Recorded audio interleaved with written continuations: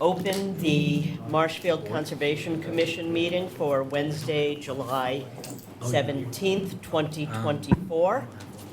May I have a second? Second. All in favor? Aye. First Yes. up are our minutes for Yeah, June I'll be 5th able to- and June 20th. Thank you, sorry, I just have to join this meeting.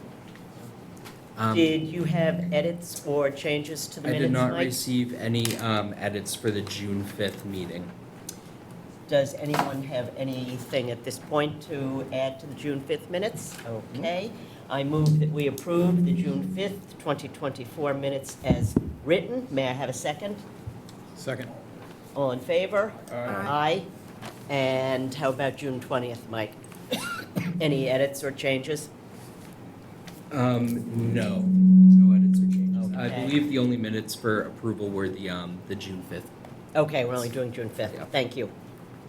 I want to just note, we have two continuations this evening. The first is RDA 2418 concerning 32 Grotto Road. And the second is 12 Careswell Street, Mr. Bono's proposed dock. That will be continued, and we will vote on that later, but that will be continued until at least August 17th. Okay, new business, the Old Brant Rock Village Association. Is there someone here to present this? They actually requested to take that item off the agenda. Okay, we will table that. South River Park tree hazard. Do you want to address that, Mike? Yes, it appears that there's some issues with the television this evening, so I'm trying to, that might be why I'm here a little frantic right now. Okay. But let me try to get that under wraps. While you're doing that, I will also point out that I'm going to shift the order of the agenda just a bit. 115 Beach Street and the Grealish Ocean Street Realty Trust will go to the bottom of the agenda to give a consultant time to arrive. And we'll pause for technical difficulties.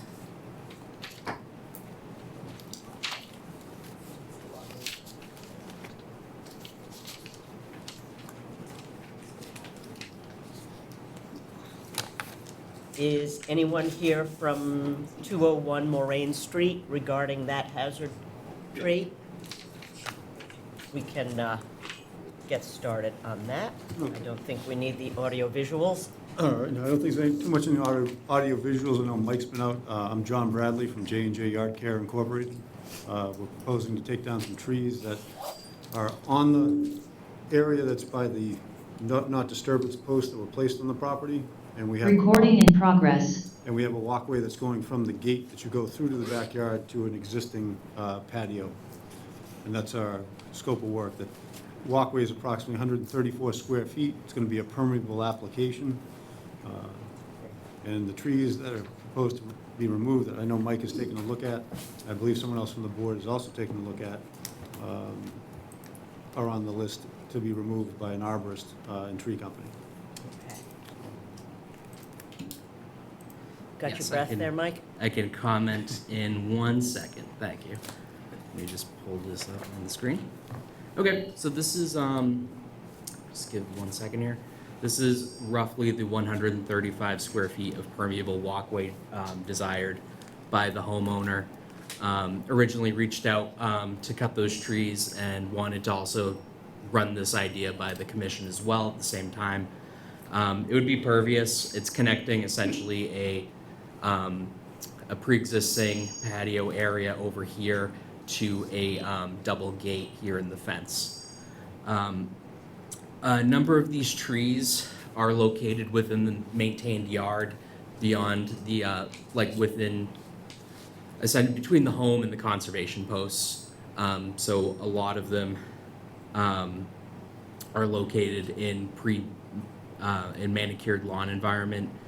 This one's not within the conservation markers. These two are in the middle of the maintained yard. There is a dead white pine past the markers. I suggest that this could be stumped at 4 feet.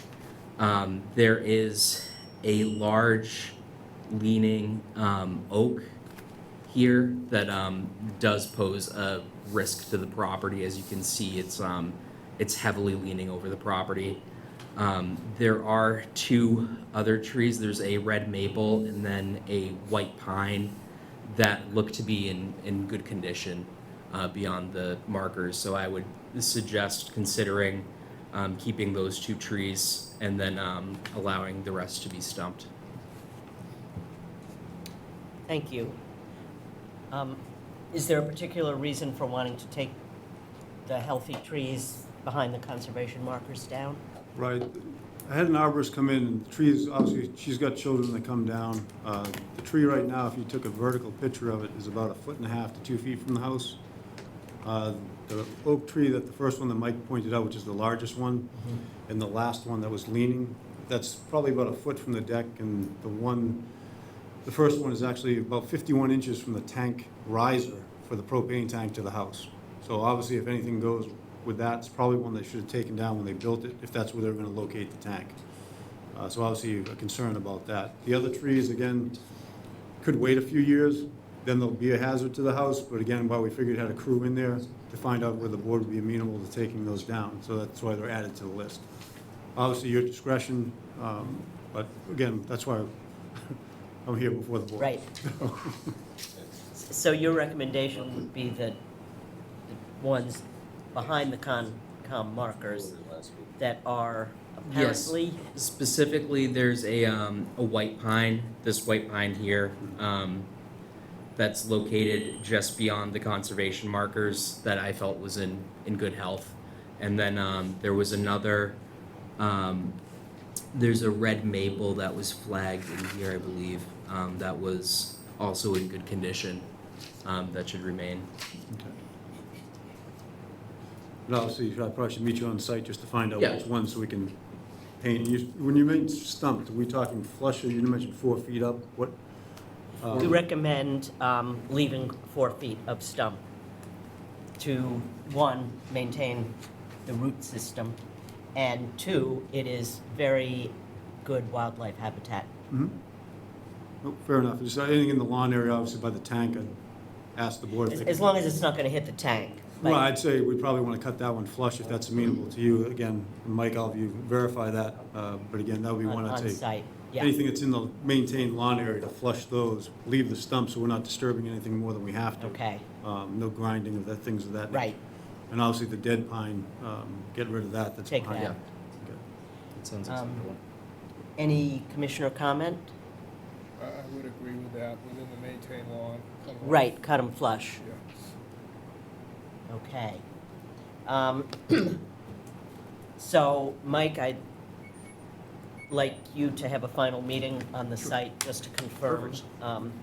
But I move to declare a de minimis activity for the pervious pavers and the tree work to be finalized on site prior to that work being done. May I have a second? Second. All in favor? Aye. Aye. Okay, Great.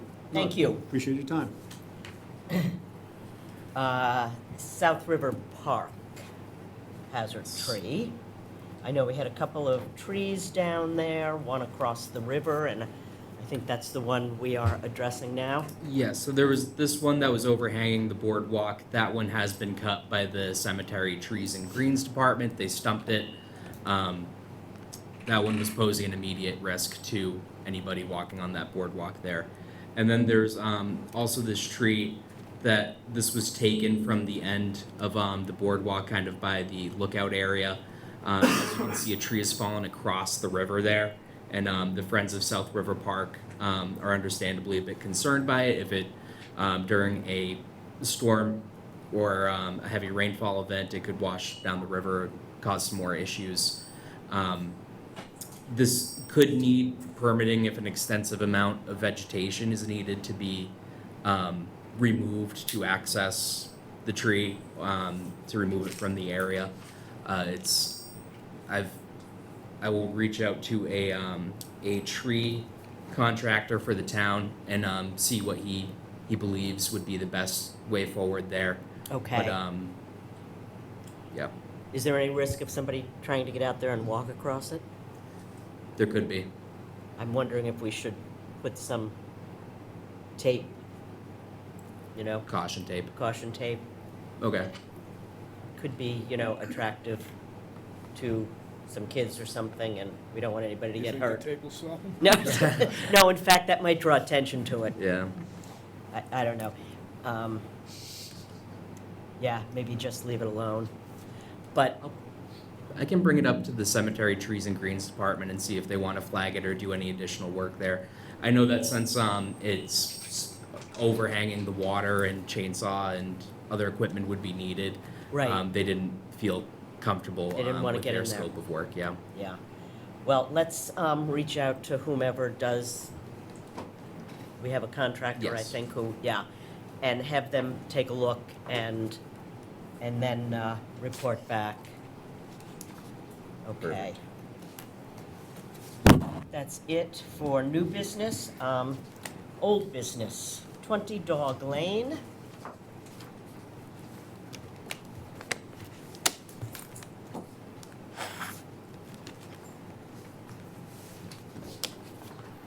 Good evening, Good evening. everyone.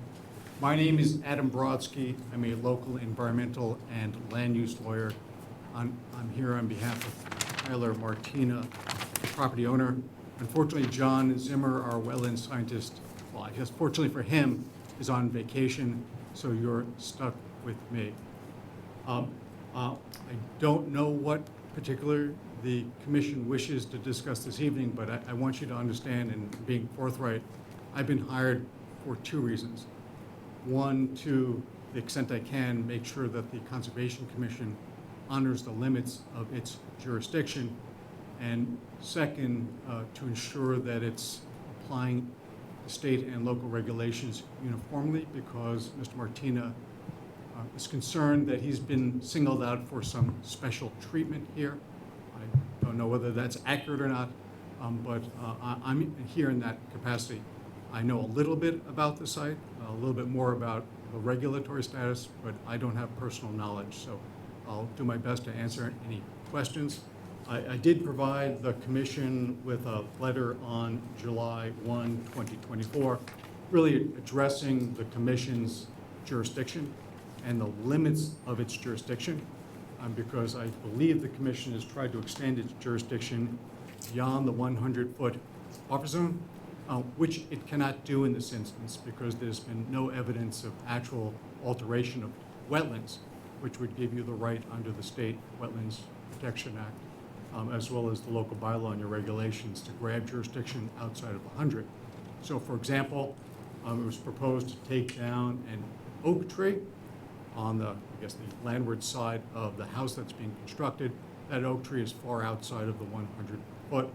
I believe that Mr. Martina agreed not to take down the tree at the time that that issue was raised, simply trying to cooperate and work with the commission. But he does intend to take that tree down. Hopefully we can do it under agreement and that we have no disagreement regarding that. And so that was the purpose of my July 1 letter. So again, we're happy to answer any questions that the commission may have. I believe that if there are any deficiencies in the erosion controls, they've long been remedied. Again, there's no evidence of any existing ongoing erosion issue there. And more importantly for the jurisdictional question, no evidence whatsoever of the alteration of that wetland as a result of erosion. So with that said, I'm happy to answer any questions. Let me just start by saying, from the very beginning, Mr. Martina has violated his conditions multiple times. So we are not attempting to be punitive, but he is under scrutiny because this has been ongoing from the time he bought the property. There have been two violation letters, one last September.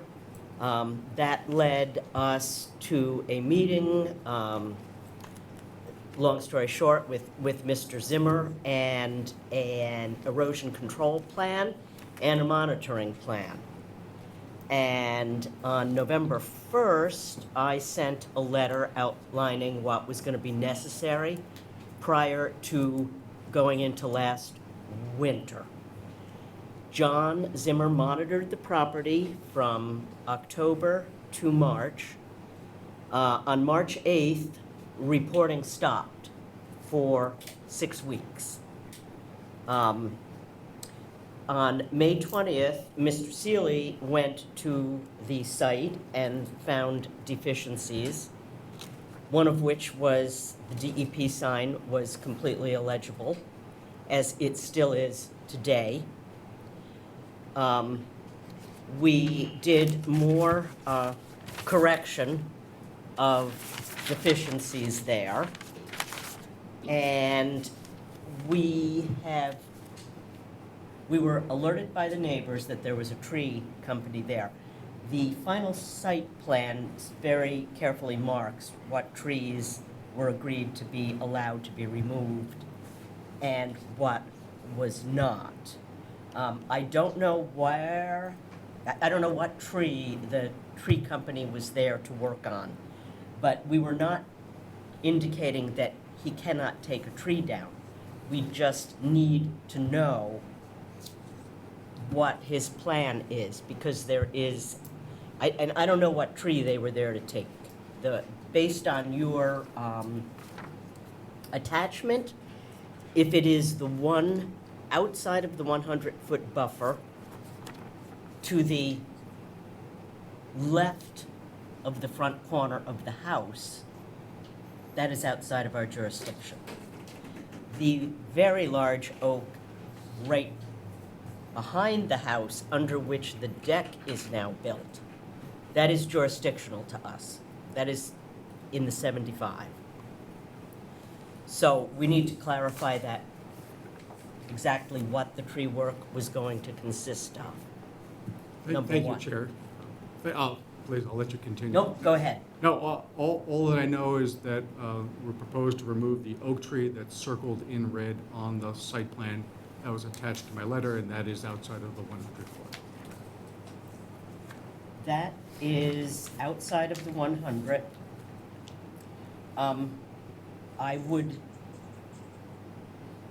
I don't think we have a problem with that tree coming down, but I would be very careful about keeping the root system there.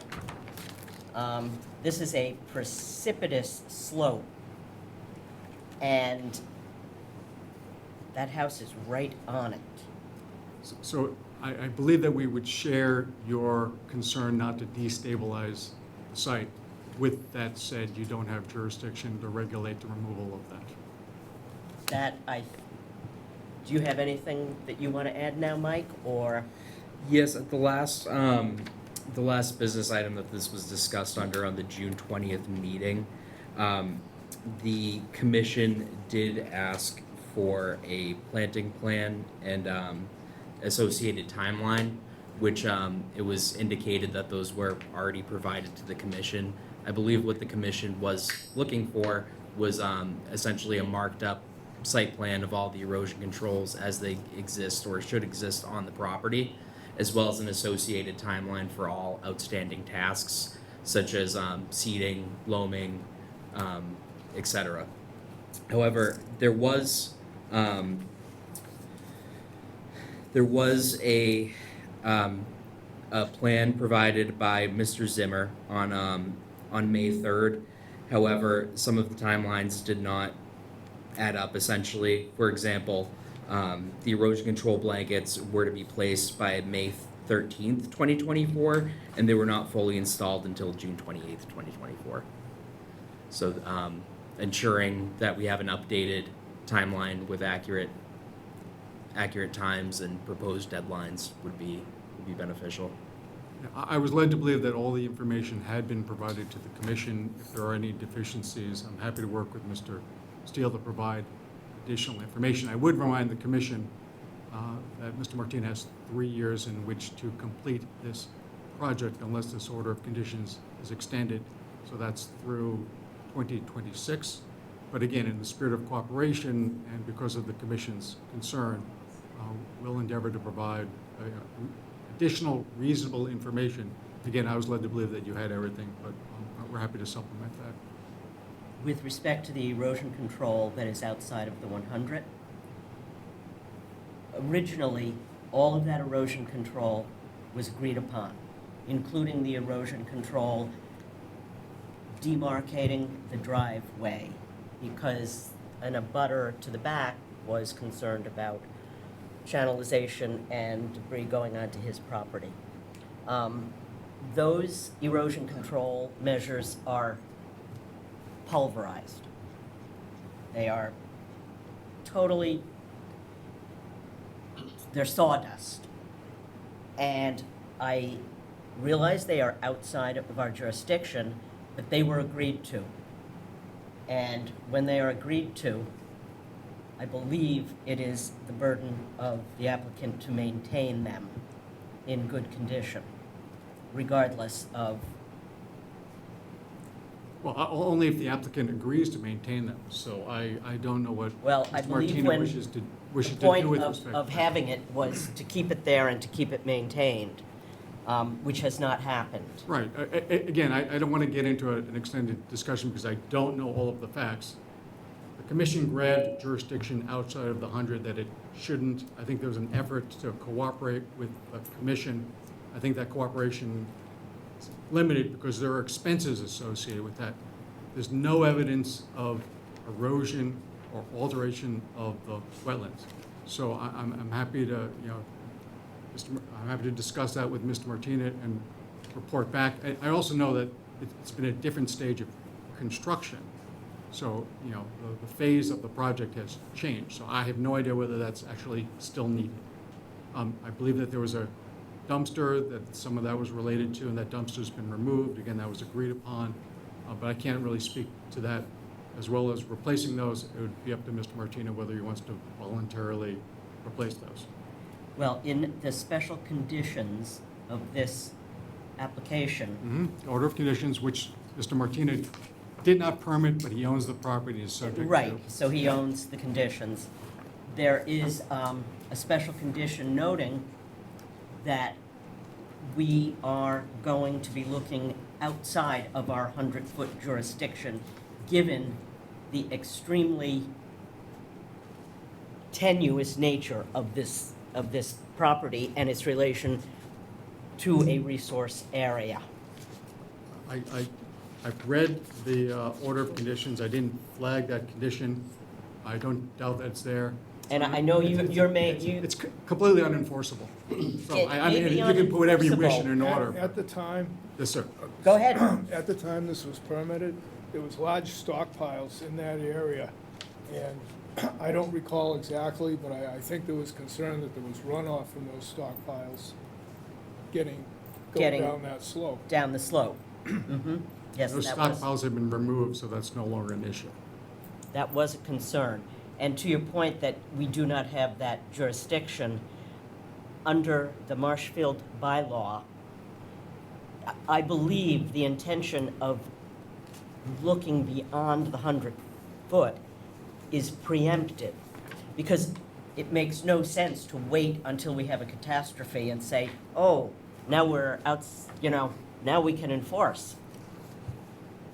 So, I quoted you the provision from 505-103.3, which does give you jurisdiction outside of the 100-foot, but it's, again, conditioned upon that activity actually altering the resource area, which is consistent with the state regulations. So I did look at that. As That's soon as cited. runoff carries sediment to the resource area, it's technically altered, correct?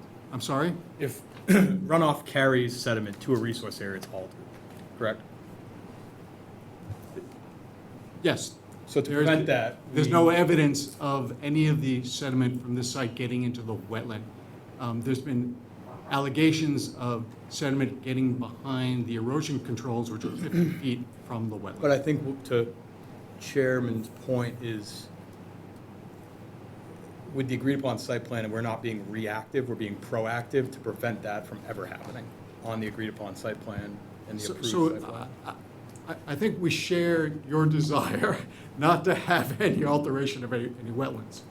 And I think, again, I can't speak to the historic violations here, but at present, I believe the site's in compliance, and that Mr. Steele needs some additional information.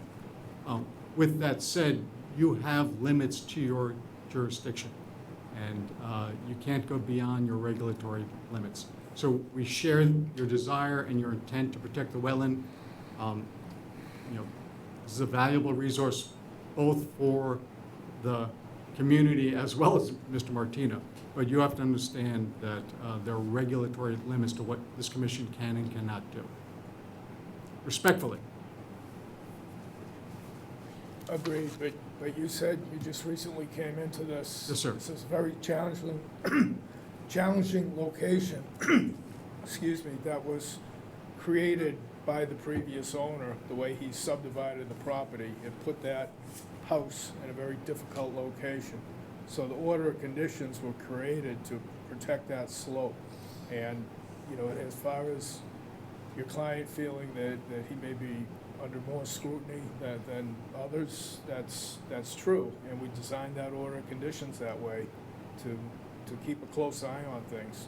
The conservation staff cannot spend the amount of time on this one project that it has consumed from the begining. Right, so it was reasonable for you to condition the periodic review by a wetland scientist paid for by the applicant, which I understand has been done. Apparently there was some period of time it wasn't done, but I do have monitoring photos from Mr. Zimmer that were recently submitted July 6th, July 14th. So those efforts, so perfectly reasonable. I'm not suggesting that you didn't have the ability to condition that, and we're not contesting that. However, again, from the outside looking in, I think there have been some, and again, it's not really relevant to this evening. Again, some concern of the commission exceeding its authority here. We want to work with the commission. We want to complete the project. We want to get a certificate of compliance, and we don't want any alteration of the wetlands, which is a significant violation.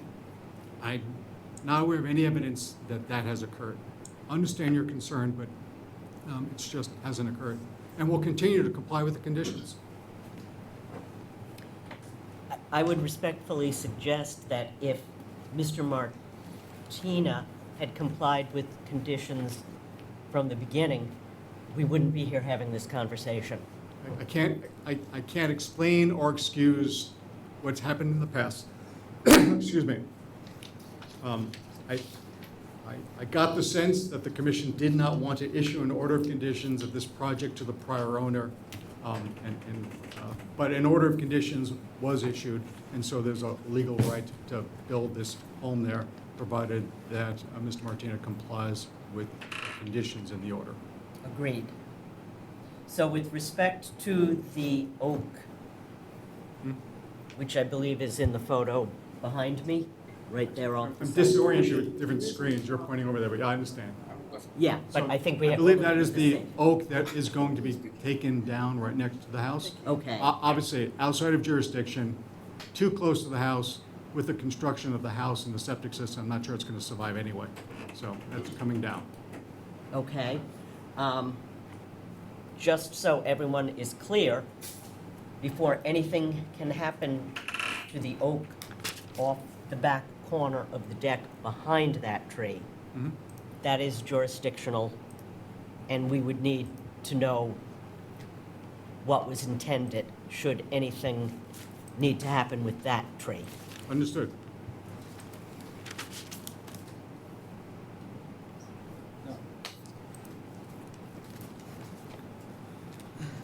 So if I might suggest, if Mr.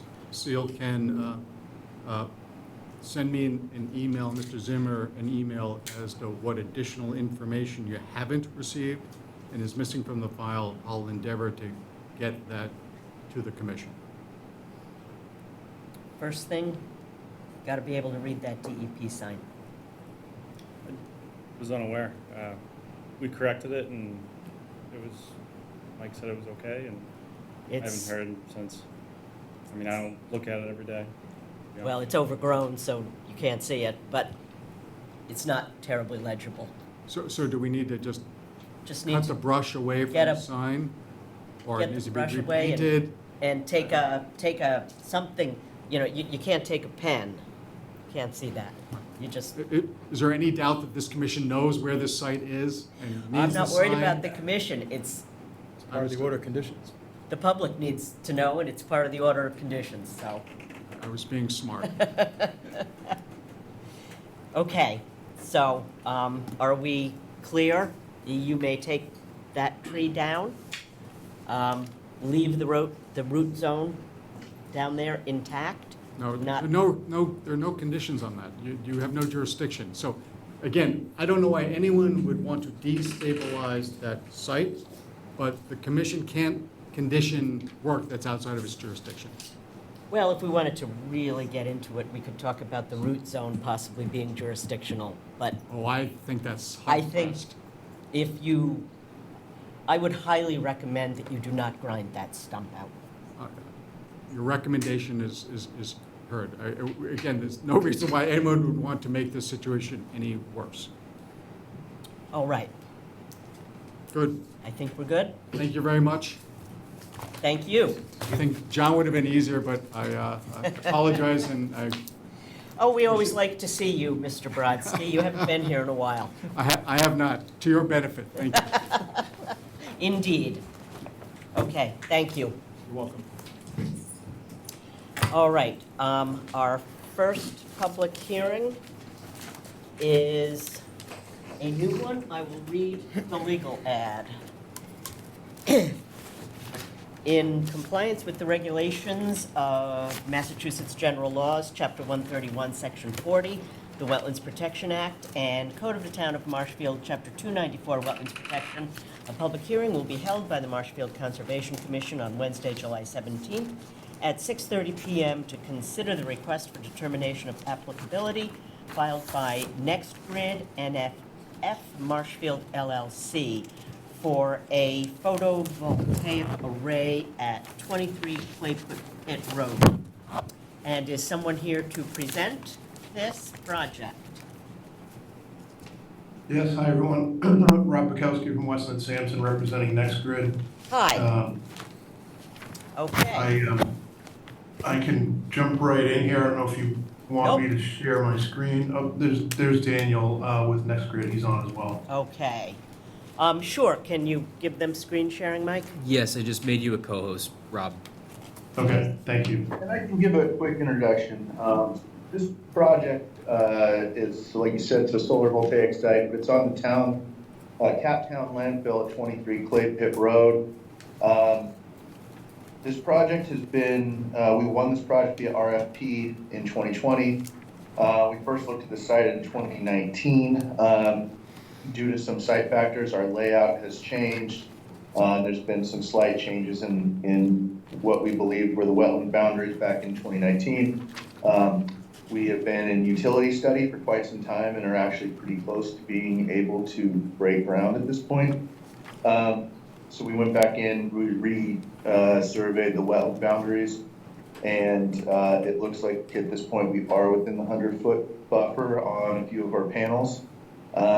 As Rob's going to go into detail, I do want to note just right up front, we're not doing any grading, we're not opening up the site in any way. We're putting ballast blocks directly on top of the pervious grass cap that is currently on top of the landfill.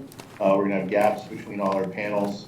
We're not creating any new impervious surface on the cap itself, so all water flow should remain the same. This project will be benefiting the residents of Marshfield as they're going to be getting the majority of the funds from all the lease and some of the discounted power. So I'll let Rob go ahead. Let me just say one thing before we go on. The administrative requirements here are exempt because of the nature of the project, so, and I am the hearing officer, so please go ahead. Okay, thank you. Can everybody see my screen that shows the solar array layout on the landfill? Yes. Yes. Okay, all right, great. So I'm sure many of you are familiar with the site, the transfer station here, the loop road that comes around, and then the capped landfill is here. These are all the individual foundation locations here. The wetland area, for the most part, follows the toe of the slope of the landfill on the western and the southern side. The only impact, so the blue line is the wetland line that was delineated, excuse me, and the yellow line is the 100-foot buffer zone. So you can see it's pretty minimal. There's a small section of a turtle barrier here within the 100-foot buffer zone, and then really it's the south side. So, you know, there's, I don't know, probably a half dozen racks or tables that are inside the buffer zone. But everything is within the limits of the mowed landfill. And on this southern side here, this is an existing gravel access road. So all of the panels are proposed to be the north side of that access road that's maintained as such. So the access road itself is within the buffer zone. And like I said, it's about a half dozen tables that are within the 100-foot buffer zone, but everything else is outside of it. As Daniel said, no grading. The procedure here is mow the grass. Prior to construction, there'll be leveling pads made of gravel that go under these concrete precast ballast blocks. Obviously, as it's a landfill cap, we're not allowed to use more traditional foundations that may penetrate through and compromise the cap. So everything is done here, and that gets permitted through DEP. The whole exercise is to show that whatever we're doing won't compromise the cap integrity. Thank you. Thank you. Your comments, Mike? Yes.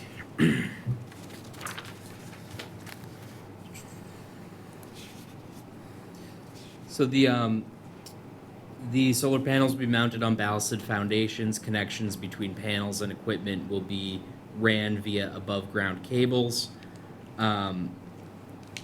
These foundations and wiring connections will allow the installation of the solar panels without compromising the cap of the landfill, which is important. Also, I will note that it was pretty difficult to determine where the turtle erosion barrier was, the turtle exclusion barrier, excuse me.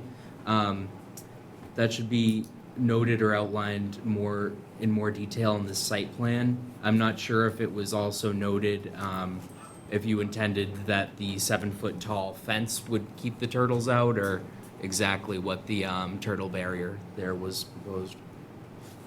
So this, can you see this dashed line here? Yes. That's the turtle barrier, which consists of basically a hay bale.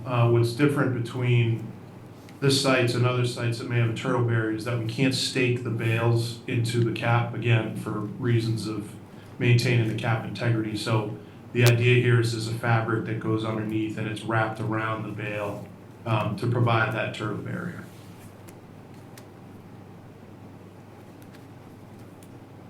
So this entire parcel is pretty much wrapped with NHESP mapped territory. Is that, Yeah. is that the only portion of the site where you have turtle barriers? Yeah, there was a turtle protection plan that was submitted to and approved by Natural Heritage. And we've gotten Natural Heritage's concurrence that this is considered a no-take with conditions, and the condition being that the turtle barrier and turtle protection plan be in place. So prior to construction, we'll have a herpetologist on site to do a sweep and train the contractors on what to look for. Okay, are you going to be under their time of year constraints regarding the turtles, or does doing a sweep let you, because I think typically it's April 1st to, you know, there's a time frame Right. when they're nesting. Yeah, construction is likely to start this summer. So, we will be within that window, which is why we'll need to implement the turtle barriers as well as the sweeps by the herpetologist. Okay. You did reference the NHESP letter in your filing, but I don't think we have a copy of that letter. Could you provide us with the NHESP approval? Of course. Thank you. Sure. And we were talking about the sediment barrier, Mike. Did you think there was a point that could Yes. use a little? On the west additional? side, now that we've talked about the turtle barrier, are you planning on doing a specific siltation barrier along that western side, or are the hay bales the intended erosion barrier there? Yeah, that's a good question. The hay bales are the intended barrier there. They'll have the same function. Again, since we can't stake anything, if you see this SB here, that's and then down on the southern side, these are compost socks, which are, round. You may have seen them before. It's like a green sock that gets filled with mulch. And in a typical application, those would also be staked, but here we can't stake them. Once those get wet, they really don't move. If we need to, we could use sandbags, but yeah, the idea is that the hay bales used for the turtle protection barrier on the west side would also function as erosion sedimentation control. I mean, I will note, having worked on dozens of these types of projects on capped landfills and, having walked this site, since the vegetation is very well established, there's really not much chance, and as Daniel mentioned before, there's no grading. We're not doing any grubbing, we're not disturbing the vegetation on top of the cap, so there's pretty minimal chance of any sedimentation migrating off of this cap anyway. Thank you. This is a challenging plan. It was a challenging plan for me to read because you have 20 legend items and they're all dots and dashes. Can you can you point out where the chain link fence will be? Yeah, so this is the chain link fence right here. That's the chain link, okay. Yeah, sorry about that. We're somewhat limited in how many different line types the program has, so we have to try to get creative. I think you used them all, yeah. Are there other comments from commissioners, questions? I had a question regarding the equipment pads that are proposed kind of in the northwest corner. Are those going to be ballast as well? My experience, I've seen them all not ballast, but it looks like they're within the limit of the cap as well. Yeah, we're still working on the final positioning of these. They will definitely be outside the buffer zone, but they'll be cast in place pads. I mean, some of the equipment is just it's too heavy to be precast, so they'll be, where they'll be placed if they're on the cap, they'll be placed above it. Where in some cases you have to build the area beneath the pad up with crushed stone or dense graded crushed aggregate just to provide that stable base for the pads. Got it. And then my second question was regarding the transfer station kind of access loop. It looks like we're proposing to gate that off. Has that been discussed further? Because in my experience, going to the transfer station, that's used as the main access around it. It Right. is, yeah.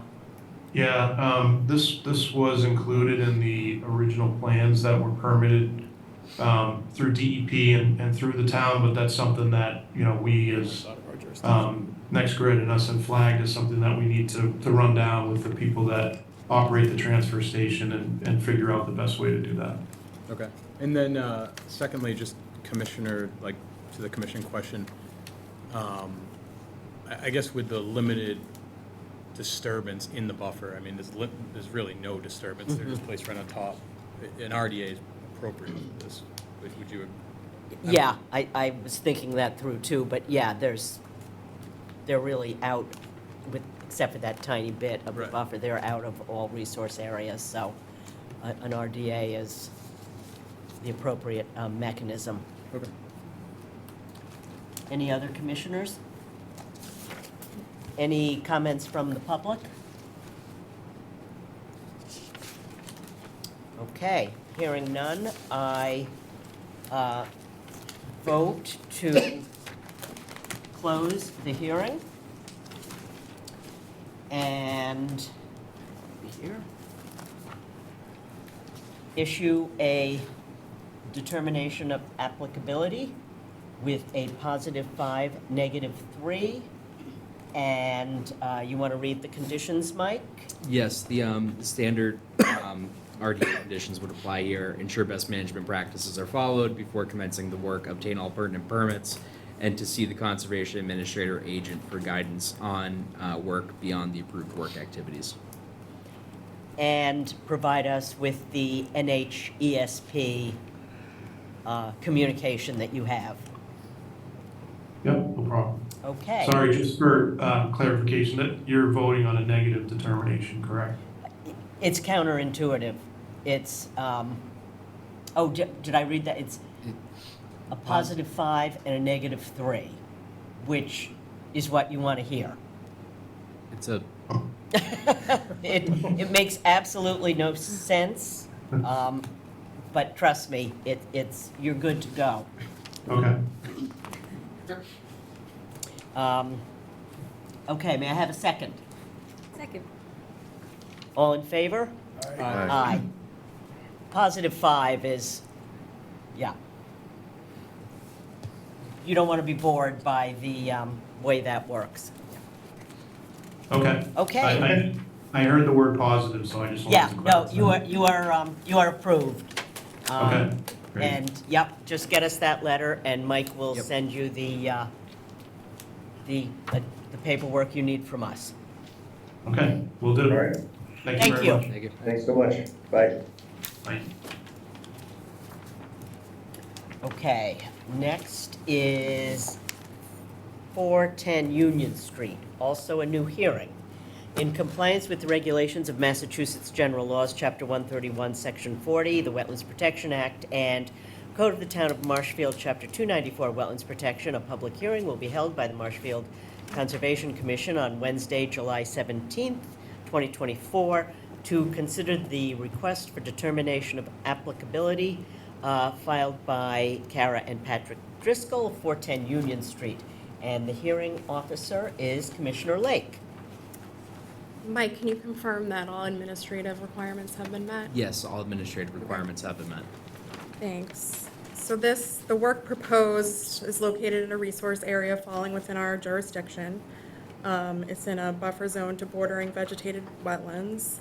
And Mr. Driscoll's here. Do you want to come up and talk about your project? Oh, yep, so we're just gonna add an addition for a pantry on the backside of the house there, within the buffer zone, and it was already on disturbed ground, I believe, we determined, right?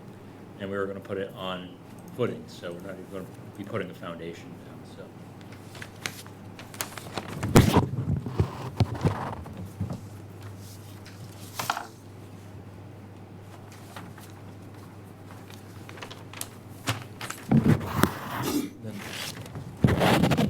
Did you have anything else to add, Mike? Yes. This project involves an addition over pre-disturbed lawn area at 410 Union Street.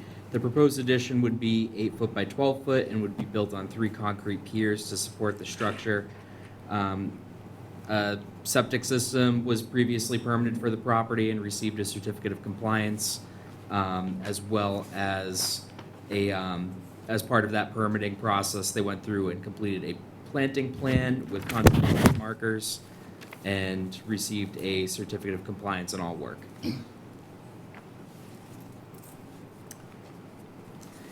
Is there anyone on Zoom or in the public who has any comment? Any commissioners have any questions?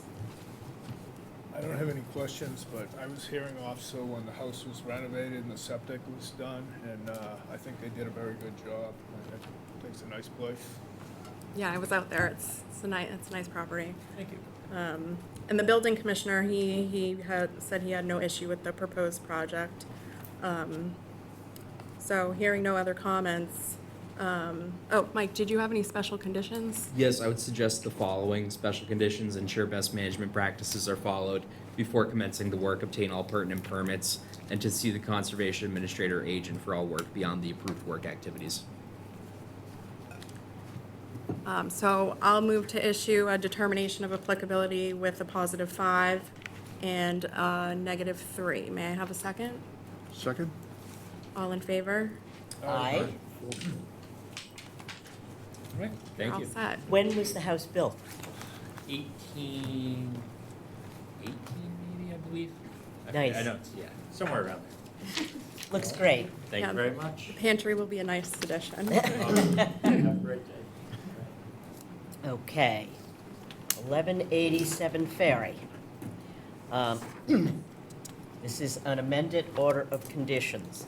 In compliance with the regulations of Massachusetts General Laws, Chapter 131, Section 40, the Wetlands Protection Act, and Code of the Town of Marshfield, Chapter 294, Wetlands Protection, a public hearing will be held by the Marshfield Conservation Commission on Wednesday, July 17th, 2024, to consider the request for an amended notice of intent by Paul Antonick.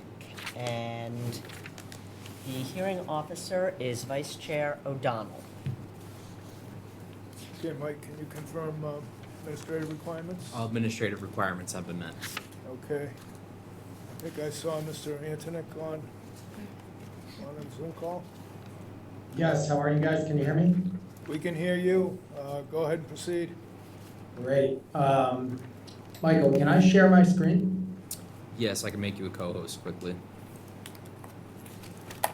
You should be all set.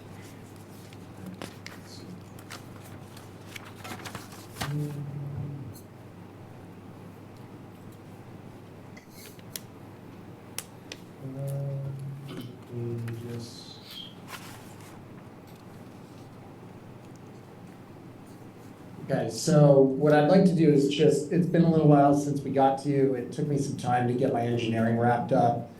So I just want to remind everybody, where we started this project and where we are now. I hope that's helpful for everybody. So we purchased this property this past spring with an already approved order, already approved conservation approval for a single-family dwelling, as you see here. So this is the original plan.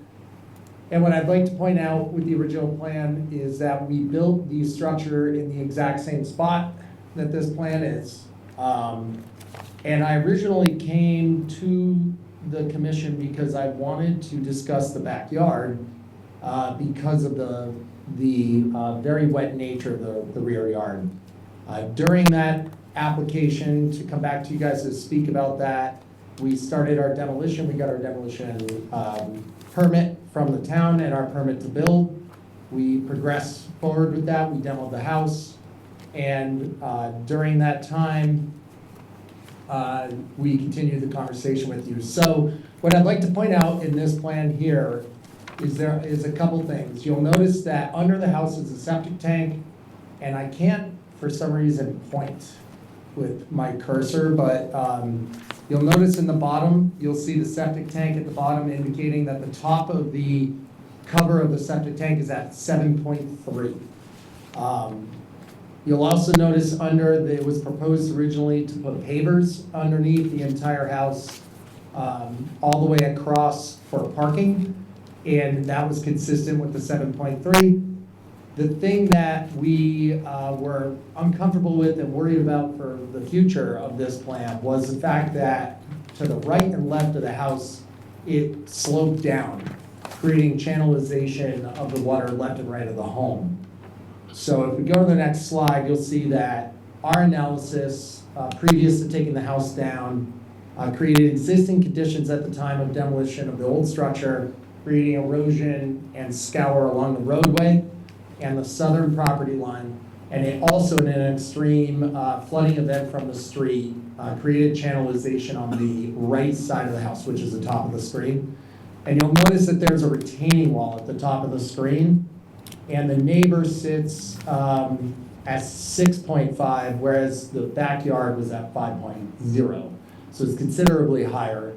And then on the left side of the property, which is 185, which is the bottom of the screen, sitting at roughly 6.5, going down into our property of 6.2 or slightly less. And what was happening in an extreme flooding event when the water was coming from across the road, it was coming from the bottom right corner, where you see all those arrows kind of pointing to the bottom right corner. And it was channelizing down the left side of our property, eroding 185's gravel and sand over into us. And so we immediately noticed that there was definitely an issue with the way that everything was channelizing through that left side. Water floods from the rear of the property, as many of us know, which we're expecting. And that is not something we can prevent, and we're fine with that. But the biggest issue is how low the backyard is at 5.0 compared to the right at 6.5, and then we'll get into the left property in a moment. So this is an extreme flooding event that happened this past 6 months. You'll notice across the street, the water came up underneath the house across from 1090 rather. And you'll see in the bottom photo here how the water was rushing between 1085 and us toward our silt sock, eroding all of that over. And you'll see that it had been happening for a while because the owner on the left had put sandbags in to try to prevent their erosion from happening previous to me buying the house. This is an extreme weather event where the water came up from the rear. So I was taking the house down when the water came up from behind, and I had to stop taking the house down because it flooded. And you'll notice how it flooded up the right side, and on the left picture, it floods up the right side, and on the right picture, it floods up the left side. And what you'll notice that the backyard has about, I would say, 8 inches to 12 inches of water, and then the neighboring property is dry. That patio back there is higher than the lowest elevation of 5.1, and we'll get into that. So as a result, if I remind you, back to this plan, the original proposed plan was approved to bring the grade around the septic tank to 7.3, and then ultimately, I guess the parking would be roughly between 7 and 7.3. So when we took the house down, we brought the appropriate clean sand in to do exactly what was approved at roughly 7, and creating a level surface so that we could bring the piles in and then finalize the grade. Once we got further down the road, we would finalize the grade to the final plan. So if we look at our neighboring properties, we have 1180, which is diagonally across from us, the lowest elevation of 7.4. 1190 directly across from us, in 2002, brought the backyard up to 9.0, where they had the, you'll see on the print there, you see the house and then the septic in the rear was brought up in 2002 to 9.0, which you can see there on the left with the grass. And what that has resulted in is the floodwater is actually going around that house into the yard next to it and into the street, which is fine, but as a result, the water has to go somewhere, and what we're trying to do is mitigate exactly how it goes through the lot. 1185, which is the one directly next to me, was recently built, and the top of the tank, similar to the one that we designed, or the previous owner designed to the right, is a 7.0, and you'll notice that they have it evenly graded across the bottom of the home to ensure that there's no channelization of water.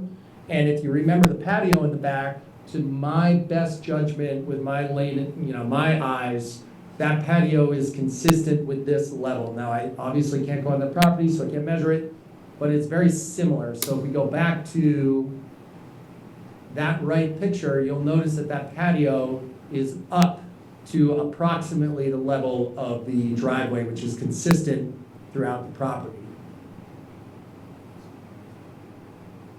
So you'll notice that what we did was bring it up to roughly 7 for construction, which is where the excavator is sitting, which is, right in line with the road, right in line with the neighbor, which is also sitting at approximately 7. So this goes back to the elevation on the left being the lowest of 5.4. Excuse me, I said 5.1 before. That lowest elevation is in the back right corner. So if you look at that left photo, the back right corner is approximately 5.4, which is 4 inches higher than the current elevation of our property, where the silt sock, or the silt fence is. So the silt fence is kind of the determination of the limit of the marsh, which will make sense in 1 second. So you'll notice on the right side, the water comes in from the back and the front, floods the entire backyard, and the left side is dry. And so we're not, we are not flooding the left side. So the proposed solution, I'm sorry this is a little cut off, that I've come up with both, I've been in this business a long time, so under my CSL license and my expertise, along with a lot of extensive review with the building commissioner, who's also the floodplain manager, we've come up with a plan that we feel is a suitable plan to rectify the flow of waters so that it's evenly controlled, so that we don't have channelization and we don't affect the neighbors around us. So the goal is to evenly space it from the front to the back, starting at roughly 7.3 and working our way down to 6.5 and eventually 6 at the line of the marsh, which is, you see that log that goes across the back. So now it's a little deceiving. That silt fence in the back is not the property line. The property line is actually further into the marsh. So when you see that line, proposed coil log, that is actually what is the existing backyard, and that is what has been maintained over the years previous to me. So our goal is to keep it that way, keep the marsh where it is. And we're proposing a natural coconut fiber coil log across the back where that silt fence is, in order to retain the earth on our side of the marsh. We want to maintain 7.3 under the home, and we want to top it with gravel, similar to the previous plan, but the major difference is that it's completely pervious as to the blocks, which are, pervious to a certain extent, but also much more impervious than just straight gravel. So our goal is to just go straight 3/4 gravel underneath the house.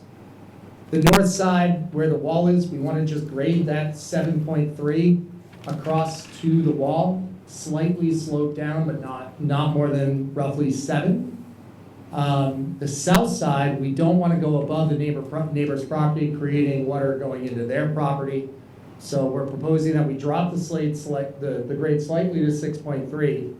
Now, that's going to do exactly, people may say, well, that's going to create channelization, and that was also my concern, and Andrew very nicely advised me quite heavily on this. And what we proposed is doing a gravel base throughout that low area on the south side, and then filling it with native grass plants in order to stabilize the ground underneath it and stabilize the grade so that it does not wash out. And then work its way down to the backyard, which is the elevation of 6. Now you notice that we carry that coil log around in order to retain everything that we're doing down to that point. The other thing that we're proposing is that we do a native plant every 4 feet in the back. So it's roughly between 30 and 40 plants, depending on how we space it in the gravel. And that would help also stabilize the ground leading out to the marsh. As a result, we maintain a grade under the home to be consistent with the septic design, which we have to stay in compliance with. The pervious improvement over a previously approved plan by omitting pavers and providing gravel under the home, create an even and slow reduction of elevation to promote even flow of water and to avoid channelization. Approximately over 30 plants to help stabilize the substructure. And then the grades are appropriate compared to the surrounding lots, avoiding the passage of floodwaters to the neighboring properties.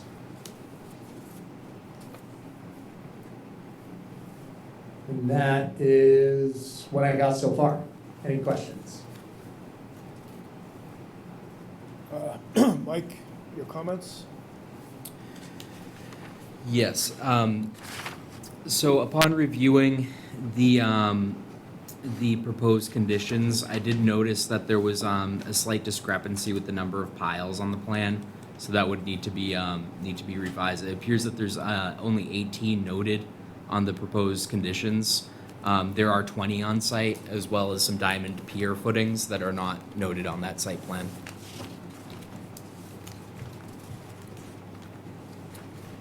Additionally, as Mr. Andronic has stated, the proposed grading would create a slow, uniform drainage to the wetlands on the rear of the property instead of another design that could promote channelization on the property. And Andrew Stewart, our floodplain administrator, is in support of this plan. Okay, so in the business meetings, we requested a flow analysis, Yes. and I know you got some details on that from CZM. What's been provided to us, is that adequate for a flow analysis? I believe so, yes. I can read off the requirements from Rebecca Haney if you'd like. Well, I've got them, would the rest of the commission like to hear that, or? Probably not a bad idea, because, yeah, I don't think we all heard Okay. what she had to say. That So- was a smaller meeting. According to the April 8th, 2024 email from Ms. Haney, flow path analysis should include the following components provided by the proponent. A plan showing existing conditions that includes current topography, surface conditions, noting any pavement, vegetation, lawn, etc., any buildings, walls, berms, curbing, etc., that may affect flow pathways or velocity of flow. The pathways that coastal floodwaters would be expected to travel onto and off the site based off of the topography and current site conditions using FEMA-based flood elevations for more frequent storms and the 1% chance event. A plan showing proposed conditions that includes topography resulting from the proposed project components, including grading and fill, the proposed surface conditions, vegetation, pavement, concrete slabs, etc., any walls, berms, curbing, once again, anything that could affect the flow pathway or velocity of flow. The pathways that coastal floodwaters would be expected to travel onto and off of the site based on the topography of the site. A narrative comparing the existing to proposed conditions and expected pathways, noting any potential increases in changes in velocity, reflection, channelization of floodwaters within or onto adjacent parcels. A narrative describing how the proposed design avoids, minimalizes, or, if necessary, mitigates these potential impacts. The analysis should look at a potential impact for the present as well as expected conditions over the design life of the project. For future flood elevations, the wave action water elevation from the Massachusetts coastal flood risk model should be used. Applicants can get that information from the Massachusetts Climate Standard Design Tool. The review steps suggested for Concom's, the DEP and other officials would be to check the flood zones and base flood elevations for the site and surrounding areas on a FEMA map, to make sure all the flood zones were correctly identified in the analysis. Check to make sure that the topography provided is relative to the same datum in the FEMA flood zones. Identify the FEMA base flood elevation and ground elevations. This says how deep the flood water is predicted to be during that 1% chance storm across the site. Identify the proximity of the proposed work to the velocity zone and moderate wave action area to determine how much wave energy or moving water component will be reaching the site. Identify how the existing topographical changes from the seaward boundary of the site landward. If the topography is increasing in elevation moving landward, the floodwaters are likely to slow down and taper down in depth as they move landward. If the topography is decreasing in elevation, floodwaters are likely to speed up as they move landward. The surface type will affect changes in velocity. Vegetation helps slow velocity, whereas paved or solid surfaces typically cause it to speed up. Review the narrative and flow path diagrams to see if it makes sense relative to your site observations, and request an alternatives analysis if any project components will adversely affect adjacent buildings or infrastructure. That's all. Okay, thank you. Are the other commissioners satisfied we can evaluate that for this small lot? Yes, I have one question about the proposed condition. Proposed flow plan is, what storm event were they using to prepare this? Is it the 1%? Unfortunately, I can't hear the question. Can somebody repeat the question for me? Just wondering what storm event was used to prepare the proposed flow path analysis? I think it's not necessarily a specific flow event, but several storms that have come through that we've observed, and we've seen a consistent flow of water as a result. Okay.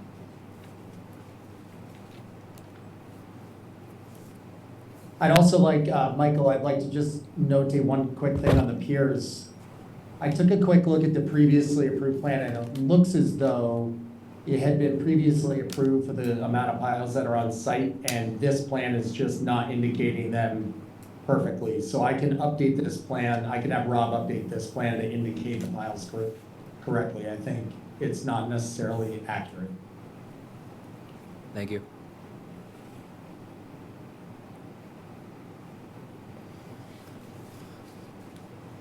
So I think our question as commissioners is, can we evaluate these plans and predict the flow, the different flood events that we're frequently seeing now? I mean, do we think we have enough elevations? Can't hear you, Bert. Do we think we can, how's that, Rick? That any improvement? Do we have enough information on these plans to predict the flow in these different flood events that we're seeing lately?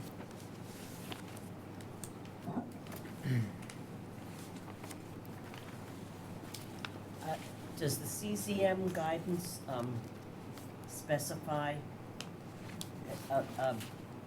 to Corey's question, a specific flood event calculation?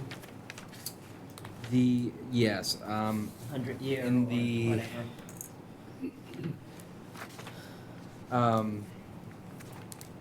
the first bullet point, fourth sub-bullet point of that email, Ms. Haney goes to state the pathways that coastal floodwaters would be expected to travel onto and off of the site based on the topography and current site conditions, using FEMA-based flood elevations for more frequent storms and the 1% chance event.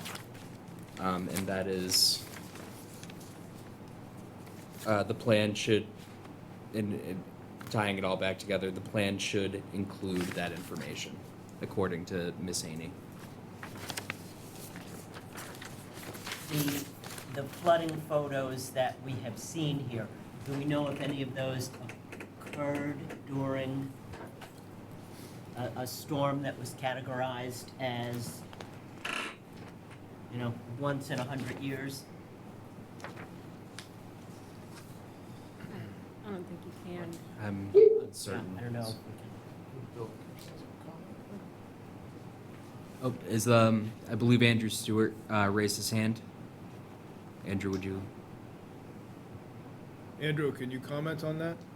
Yeah, thank you very much. If you, so this flood zone is an AE10, so the base flood elevation is 10 feet, NAVD.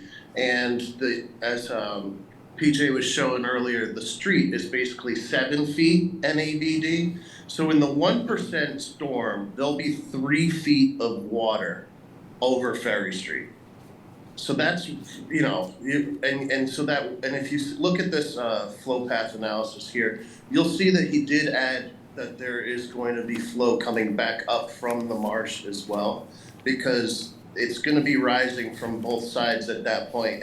When it gets to 3 feet above Ferry Street, it's going to be 4 feet or 5 feet in the very backyards of all these houses.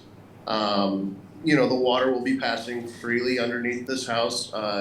It's beyond the limit of moderate wave action, which really these flow path analysis are really for projects that are seaward of the limit of moderate wave action, or more in an AO or velocity zone.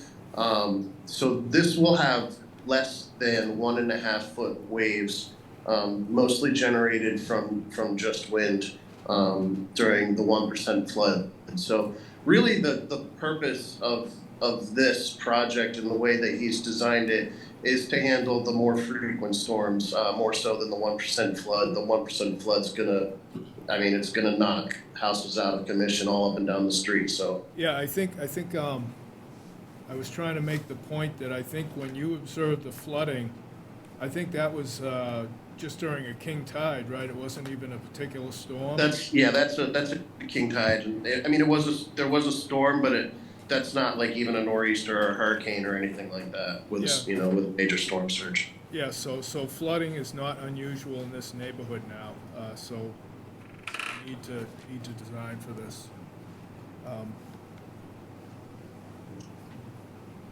Once again, the commission is satisfied that we have enough information here to understand the flow through this lot?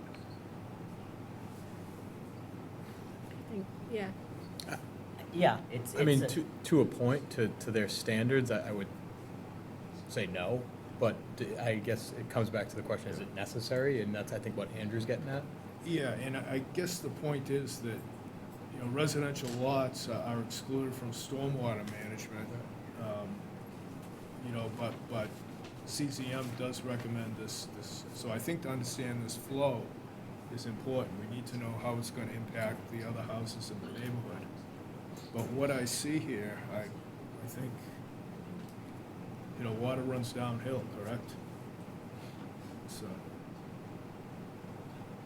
And this is now on a grade the same as the newer properties that have been permitted as you're facing the house to the left. Yeah, it's pretty consistent with the rest of the neighborhood, all the newer construction.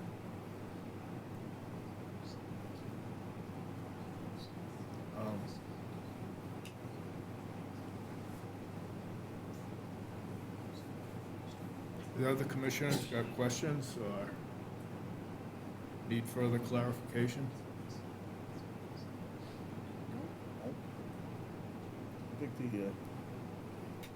I think the data is the data. Andrew seems to be, in agreement with the analysis that was done.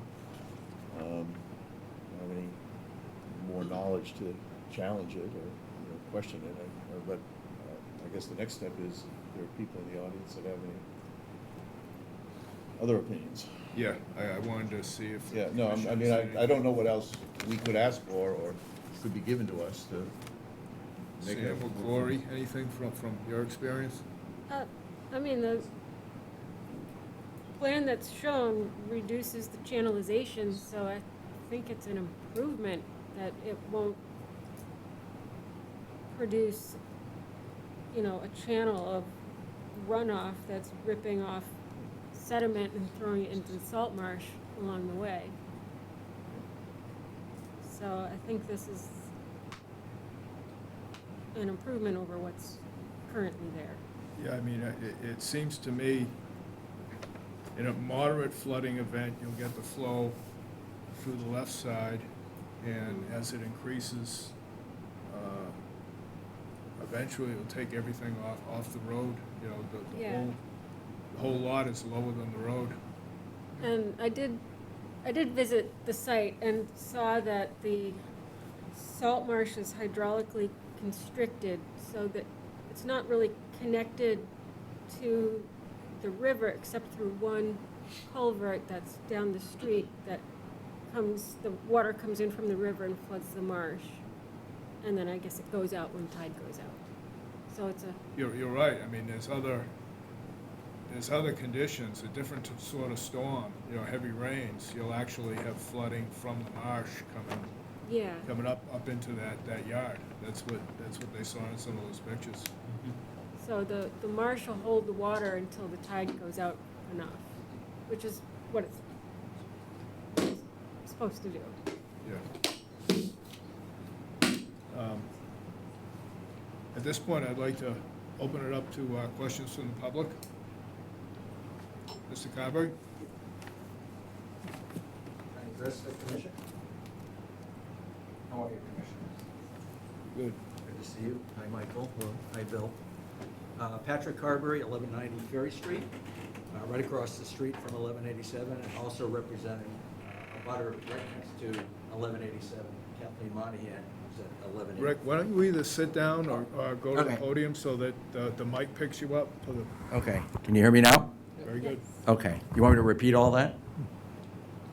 You can pick it up where you left off. Okay. Just to orient, you're across the street, Across the street. and the abutter is the one with the patio or on the other side? One with the patio, 1185. Okay. And again, I've lived there now for 10 years and watched king tides and nor'easters, and was there when the 3.5 feet of water, maybe that one of those 1% episodes occurred. Beautiful place, but you have to deal with it with the storm. So we take a bit of an issue with what appears to be a very comprehensive analysis on flows, you know, all centered around, you know, what happens on the 1187 project. And to my view, it looks like somebody just drew some arrows, big arrows from the river across the property and little arrows from the marsh. And if you look deeper into who did this analysis, this was not done by a coastal engineer who's used to looking at hydrology and processes like this. This was actually done by Peter Hoyt, who is a land surveyor who works on topography, you know, and not coastal flow analysis and that sort of thing. And I know PJ has been a very successful developer at Oak Development. He's developed a lot of properties, but he doesn't have an engineering background either. He's a builder, successful one. He owns a TV production company. He's done sales and marketing for sports toys companies as well as Vibram shoes without engineering credentials. We had hoped that this coastal flow analysis would have included not only the plan for the 1187 grading, but also the analysis of what might occur with the abutters. There's absolutely no information in terms of what's going to happen with the abutters. And the reason we're so adamant about this is we've had to endure for several years now the channelization effects of 1180 when that was raised. The base elevation was raised from about 5.5 to 7.5 feet. And now that water races right underneath the house next to me and hammers Kathleen's house and the house next door. And if you look at the elevations, you know, I've got, I mean, I could have drawn these with a crayon myself. You know, I'm a biochemist. That's not a thorough analysis. I mean, come on. But if you look at the elevation certificate that was done at the same time as the as-built by Roger Crawford, and the top of the tight tank on the as-built, which says 7 feet, the top of the tight tank is actually at 6.8. The top of the tank at 1187 is going to be 7.3 with a little bit of gravel on the top. But if you look at all the elevations between the two properties, particularly Kathleen's and 1187, in each case along all the points of the property, the elevations are all higher on 1187 as compared to 1185. So what's going to happen is it's going to create a constriction, whether it's from the front, from the river and the storm in, the water's going to head to her place, or if it's backflow from the marsh, it's going to flow toward that 6-foot grade at the back end of PJ's property. Her backyard is 5.4. So the water, this is not a complicated equation. You know, water is going to go to the lowest point. And so I think the analysis is incomplete. I mean, CZM has a very detailed list of all the stuff that they're looking for. And, you know, to my view, a few arrows on a page and a narrative doesn't come close to, you know, providing the amount of evidence. Maybe it's a reasonable solution with Andrew's help for 1187, but has nothing to do and draws no conclusions from any expertise in terms of what's going to happen to this poor lady's property.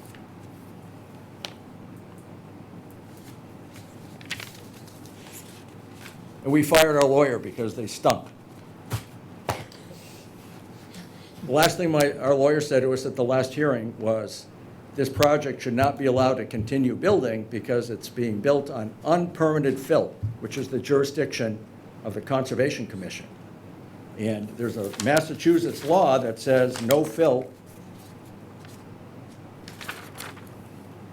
Massachusetts General Law, Part 1, Title 19, Chapter 131, Section 40, no person shall fill any land subject to coastal storm flowage or flooding until they file a notice of intent and get the prescribed descriptions of effects on the environment and adjacent properties, and it gets permitted. There was a comment in the narrative by PJ that it's not illegal to fill, you know, land subject to coastal storm flood, but it is. And that building was allowed to continue. We were actually quite upset about that, and I wish our lawyer that we paid money to had brought that up more vociferously, maybe as vociferously as I'm speaking to you now. So I appreciate your attention. Thank you.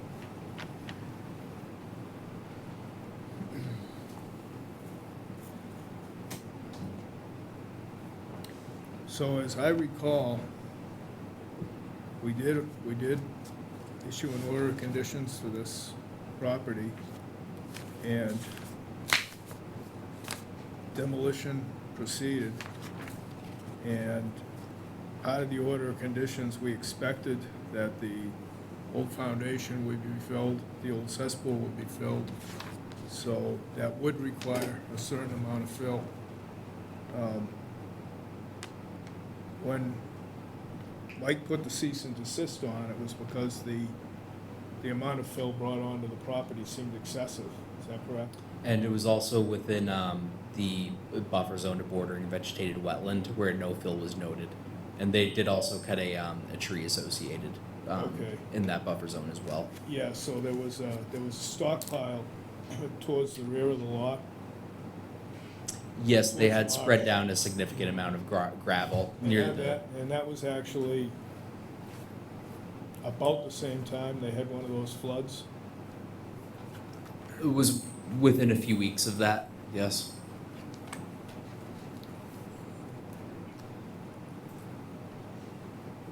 But once the demolition was completed and the foundation was filled and the cesspool was filled, do we feel that the elevation of the lot is about what it previously was? Generally. I mean, I know, I went out there, I've looked at the silt slock along the rear of the marsh, and that's at the original grade. You know, there's no fill there. It's sloped back, but everything slopes from the street, as far as I can see from the drawings and from observation.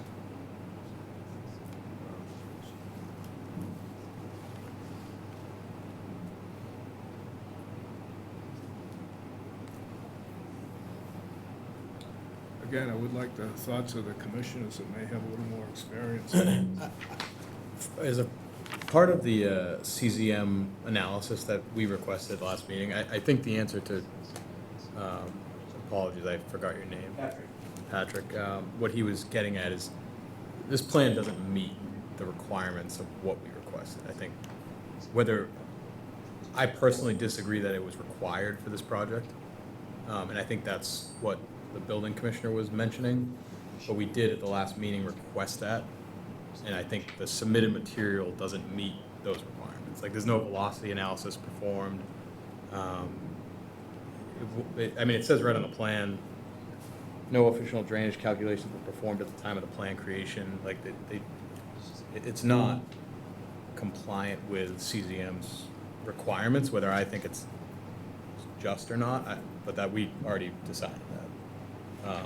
So I think if we were to kind of vote on this, we would kind of be going back on our request for information on that. So, if that makes sense. I will say that when we met with Rebecca Haney of Coastal Zone Management and we discussed this type of a flow analysis and who would be qualified to do it, she indicated that you were not going to find, and correct me if I'm wrong, Mike and Brett, you're not going to find somebody who does that kind of work who's going to come and do it on an individual property. It's not geared. You know, they're going to do a flow analysis on An area or neighborhood. front facing to ocean and big areas, and she said it comes down to the commission looking at this and doing the best they can to determine, Right. you know, draw our own conclusions. Yeah. Isn't that, you remember that? I think that's correct, and Yeah. I think when we discussed doing this flow analysis, we were a little uncertain what would be required and whether it would be, prohibitive for a single family lot. For a single lot, yeah. And for her, it wasn't even so much that it was prohibitive, it's that The type of analysis. it does not Yeah. suit A this, single a property like this. Right. I think that's kind of what I was saying, like, I mean, it already happened, but the request when it happened, I mean, I don't know how we could kind of undo that, I guess, is what I'm trying to. Well, I think, did Well, we I think request we did- something I that think we did was not? qualify it, that we wanted more information about what a flow Yeah. analysis would entail. Maybe that was, but I can't quite remember. Mike? Mr. Antonick and Mr. Stewart have raised their hands in the chat. Just wanted to make sure that they have an opportunity to be heard. Just in my experience, in other projects where a flow path analysis was done, this is not that. This isn't really not a flow path analysis. However, I don't think it's necessary to do a full-fledged flow path analysis for this small property. It's, Okay. Corey, and- I think it's It's overkill. it's overkill, And exactly. to Corey's point, I think the building commissioner and he said the same thing, like, it's not necessary for this project. Okay. Yeah, I mean, for what CZM was requesting was, 1% design storm, 10-year storm, 5-year storm. That's excessive amount of data. That's like a level Yeah, I of mean, like my gut EA. feeling is there's only so much you can do with a small lot. It's, Yeah, At the end of the day, what we're focused on is what impact will this development have on the abutters and the marsh, And the right? marsh. That's where we're looking for insights into what's the best way to develop this. Yeah. There's no data demonstrated on Yeah. adverse effects on the abutters, zero. How can that be acceptable? okay, let me, the hands that were raised previously, is it Mr. Antonick? I was just gonna address the tree. We were planning to put in over 30 native plants, but I'm also totally fine with adding another tree to replace the one that was removed accidentally. That's not a problem at all. And then I had one other point. The current grade right now is really for construction, right? Like we're building a house, so we need a safe, stable platform to do so. But our plan was, once we got through this and the exterior was done, we would adjust all the grading according to the final approved plan, obviously. Okay, thanks. And Andrew? Do you have a way to raise him, Mike? Andrew Stewart, do you have any comments? Sorry, no, Craig said exactly what I was gonna say about what, Rebecca Haney's comments were. Okay, Rick? I was just gonna, for the benefit of the commission, some of the research we've been doing, trying to identify an engineer or engineering company that would do this. I'm Carl- sorry, Rick, you should come to the mic.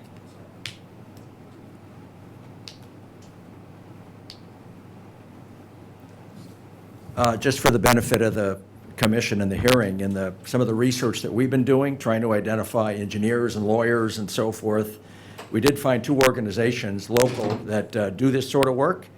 And we were told they do big projects too, but they do, when they're not busy, do little projects. One is Carlos Schulte, CEC Engineering, and the other, the one that really came highly recommended was Cape and Island Engineering. They're down on the Cape, Matthew Costa.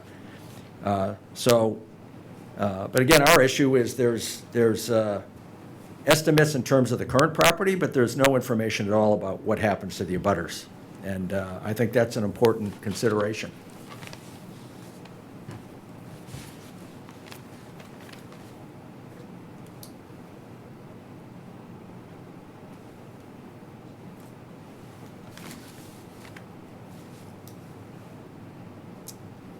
Mr. Stewart has his hand up again.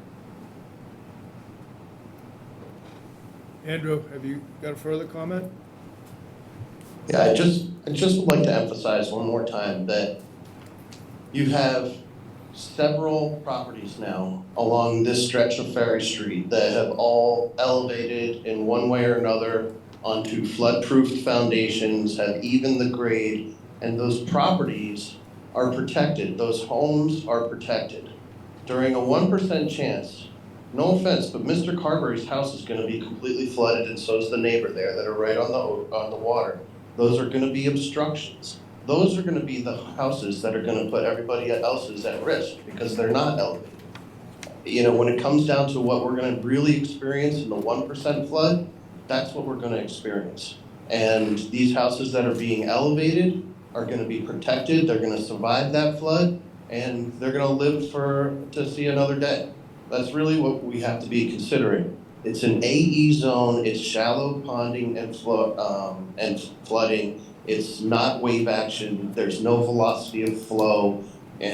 So I just don't think that the flow path analysis was ever appropriate for what they were trying to accomplish. Okay, thank you. I'm looking at the proposed conditions plan, and I'm looking at the crown of Ferry Street at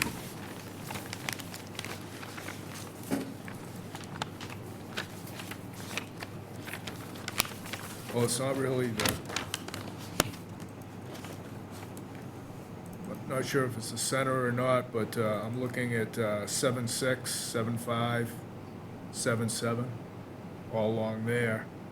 And then when you get on to the 1187 property, it's all 7.3 and less. So any flow from the street should be going on to 1187. And what we have for elevations on the Monahan property, we have 6.6 running from Ferry Street to the marsh. We have 6, 6, 5, 6, 5, 6, and 6. And on 1187, we have 6, 5, 6, 3, 6, 2, 5, 5, 5. So, For Monahan's is 5'4" in the back. Roger Crawford for elevations. excuse me? What is that? This is Monahan's property in the back where the patio is 5'4".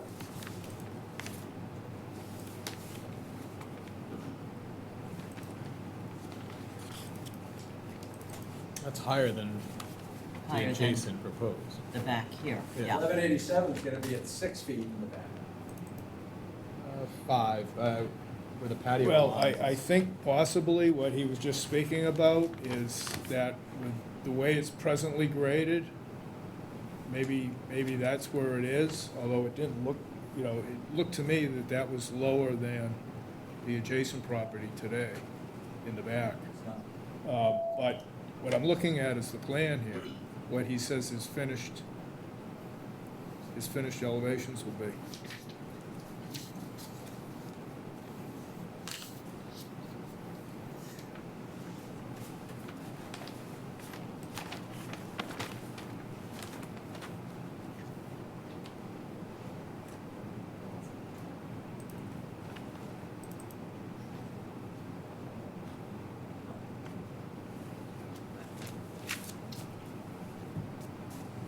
I'm not sure what other outside information would I personally am prepared to vote. I think we have what we have, and I don't think we need more than we have. No, I think it's a question of getting it to this condition. Right. Because it's not there now.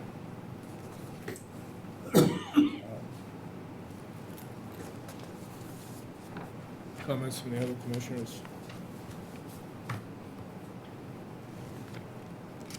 Do we think this is the appropriate plan? Yeah, I mean, I think as a commission, we rely on the floodplain administrator's guidance on stuff like this. I mean, he seems comfortable with it. Orderly, after we take action on this, the abutters and residents can do as they wish with the order of conditions, you know what I mean? There's other things in place to do that. But I would agree, I don't think any more information is gonna alter. It's gonna change. Yeah, I would agree. Okay, how about the planting plan? Is that clear enough? I would ask for detail on the planting plan. What native plants, native grasses are going to be used. And were there ever conservation markers proposed for this? I think they were Plan. in the original, Because there should definitely be, something off the back there. Mr. Antonik, do you have that on the original plans? I thought I recalled conservation markers. I actually would have to look, hold on one second, because I didn't develop that plan, I need to consult, hold on. Do you know, Mike? Do you have that handy? Yes, I should have it digitally. Just 1 second. Yes, permanent conservation marker, red, white, inscribed Marshfield wetland resource, no disturbance, which I'm happy to do, that's not a problem. And where are they located? There are 4 across the back. They have them out in the marsh, but I'm also happy, you wouldn't see them there, which kind of is silly to me. I would just put them along the back of that coil log that I'm proposing. Yeah, and that's what it would be. It would be, it'd be no touch beyond that, which is what we've already spoke about. Yeah, he has them basically on the property line, which you wouldn't even see once the reeds are tall. And then as far as the plants, we would just, we were doing native grasses, whatever Michael has on an approved list is what we would purchase. Yeah, the office has plenty of native plant Yes. information, so. There's also garage doors. Oh, the garage doors. Oh, yes, I forgot about that. Yeah, we don't plan on putting garage doors on currently, but we're expecting a buyer might actually request them, so I did talk to Andrew about, garage doors with flood vents on them. My manufacturer can supply a garage door with 2 flood vents on each, which would allow for free passage of water. Is that something that would be acceptable to the Conservation Commission? Yeah, we've just had this discussion with, not so much garage doors, but as far as the vertical boards. What did we, Andrew, you may be able to help us with this. What did we arrive on for the opening below the boards on the foundations? So basically what we are doing is they basically are framing, loose framing in between the pilings to support vertical plastic boards, spaced 1 inch apart and spaced 6 inches up off of the grade. And in the case of garage doors, it would be the same thing? No, the garage doors could go to the grade. I mean, they're gonna have flood openings in them, engineered flood openings. I mean, the engineered flood openings are gonna, if there's 2 garage doors with 2 openings in them, they're gonna have 800 feet of coverage basically for like a concrete foundation. This is gonna be open, so it's really just to help if there is water up against it in a big flood, like 2 feet of water or so. It's just gonna allow the water to flow through the doors without putting so much pressure on them that it would cause the doors to fail. Okay. I know, sorry to interrupt, I'd like to also note that we do have a replacement tree on the site, I just realized. It's in the upper left corner. It's a 4-inch in diameter weeping cherry. I can check in with Michael about the appropriateness of that type of tree. Another question on your plan. You don't show stair landings anywhere. I assume there's the interior set of stairs, and is there another one from the rear deck? Yeah, for egress, we need 2, one on the left and one under, and we just have a simple 8-inch concrete pad that just sits on top of the sand. It doesn't go into the ground. Yeah, and then we had 2 diamond piers to hold up. Or I don't know the exact number, I'd have to look, but we have a couple diamond piers to hold those landings up. So we should probably get that on the plan. Get right? that on the plan, yep. Yeah, we can update the plan with that. PJ, I'm sorry, can I interrupt real quick and ask a question? PJ, you have the diamond piers and then the pad is attached to those diamond piers, correct? By the concrete pour? To be honest, I'd have to look. The pad is just a small pad for the bottom step. So that's kind of an issue. So we've got to go over that because at the bottom of the stairs, you have to have either a diamond pier or a sonotube. But just having an 8-inch pad isn't good enough for frost protection, and also that could get eroded away and cause the stairs to fail. Okay, we can make sure that that's addressed. Okay.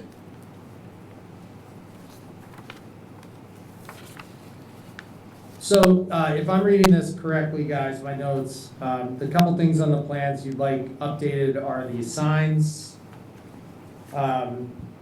the diamond piers, and the egresses, the stairs.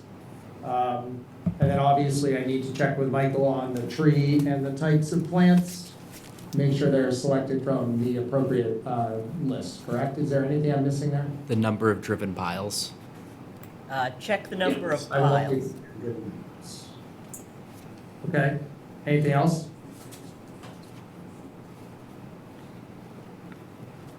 Would the planting plan be a separate listing, or should that be all within the approved plan?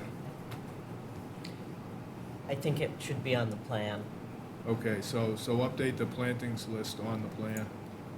Could I just maybe do an appendix, like just a separate list of plants and attach it?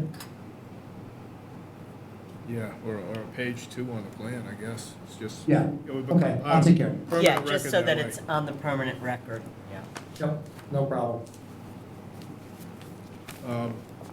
Mike, any other special conditions? Yes.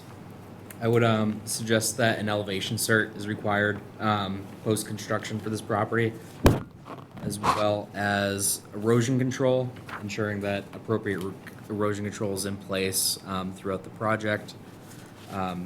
General conditions 1 through 18, which include but are not limited to the commission dedicating myself or the agent as its representative on behalf of administering this order. Any person performing work on the activity that is the subject of this order is individually responsible for understanding and complying with the requirements of this order.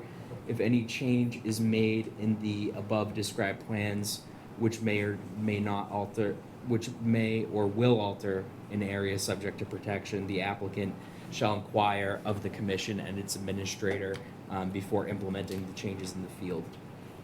It is the responsibility of the applicant to complete any review required by all agencies with jurisdiction over the activity, so obtain all pertinent permits. No fuel, oil, or other pollutants are to be stored in any resource area or buffer zone. This order authorizes only the activity described in the approved plans and approved documents referenced in this order. Display the DEP sign, and prior to any activity on site, the limit of work shall be clearly marked with marker stakes and shall be confirmed by the commission administrator or agent at a pre-construction meeting. And then during construction, no burying of stumps or any construction refuse. And after construction, an elevation cert will need to be provided, and then a certificate of compliance would have to be filed for as well. Okay, and what's the time frame for the updated plan? We typically, it is required by this coming Friday. I know that another sheet or a appendix to the site plan is required. I'm not sure exactly the time frame for handing that back to the commission, but Friday or Monday would likely be appropriate. Okay, Mr. Antonek, can you meet those requirements as far as the plan? I can meet all the requirements except getting the piles updated I'm asking my engineer to do that, so I can't control his schedule, but I'll get the pile locations notated as quickly as possible, but everything else is not a problem. Okay, I'd like to make a motion to close the hearing and issue the amended order conditions, special conditions. I got a second? Second. All in favor? Aye. Unanimous, Mike? Commission, thank you very much. I know this was a long one, so I appreciate the time. Thank you. All right, I had said I was going to shift the order, but I see that Mr. Zimmer has arrived, so we will go back to the original agenda. And next up is 115 Beach Street. In compliance with the regulations of Massachusetts General Laws, Chapter 131, Section 40, the Wetlands Protection Act, and Code of the Town of Marshfield, Chapter 294, Wetlands Protection, a public hearing will be held by the Marshfield Conservation Commission on Wednesday, July 17th, 2024, to consider the notice of intent filed for 115 Beach Street. And the hearing officer is Commissioner Miles. Okay. 115 Beach Street. This is an application to lift the house and raise the foundation 2 feet. It is located in land subject to coastal storm flowage, the AE12 elevation, and it is only in the buffer zone, I believe.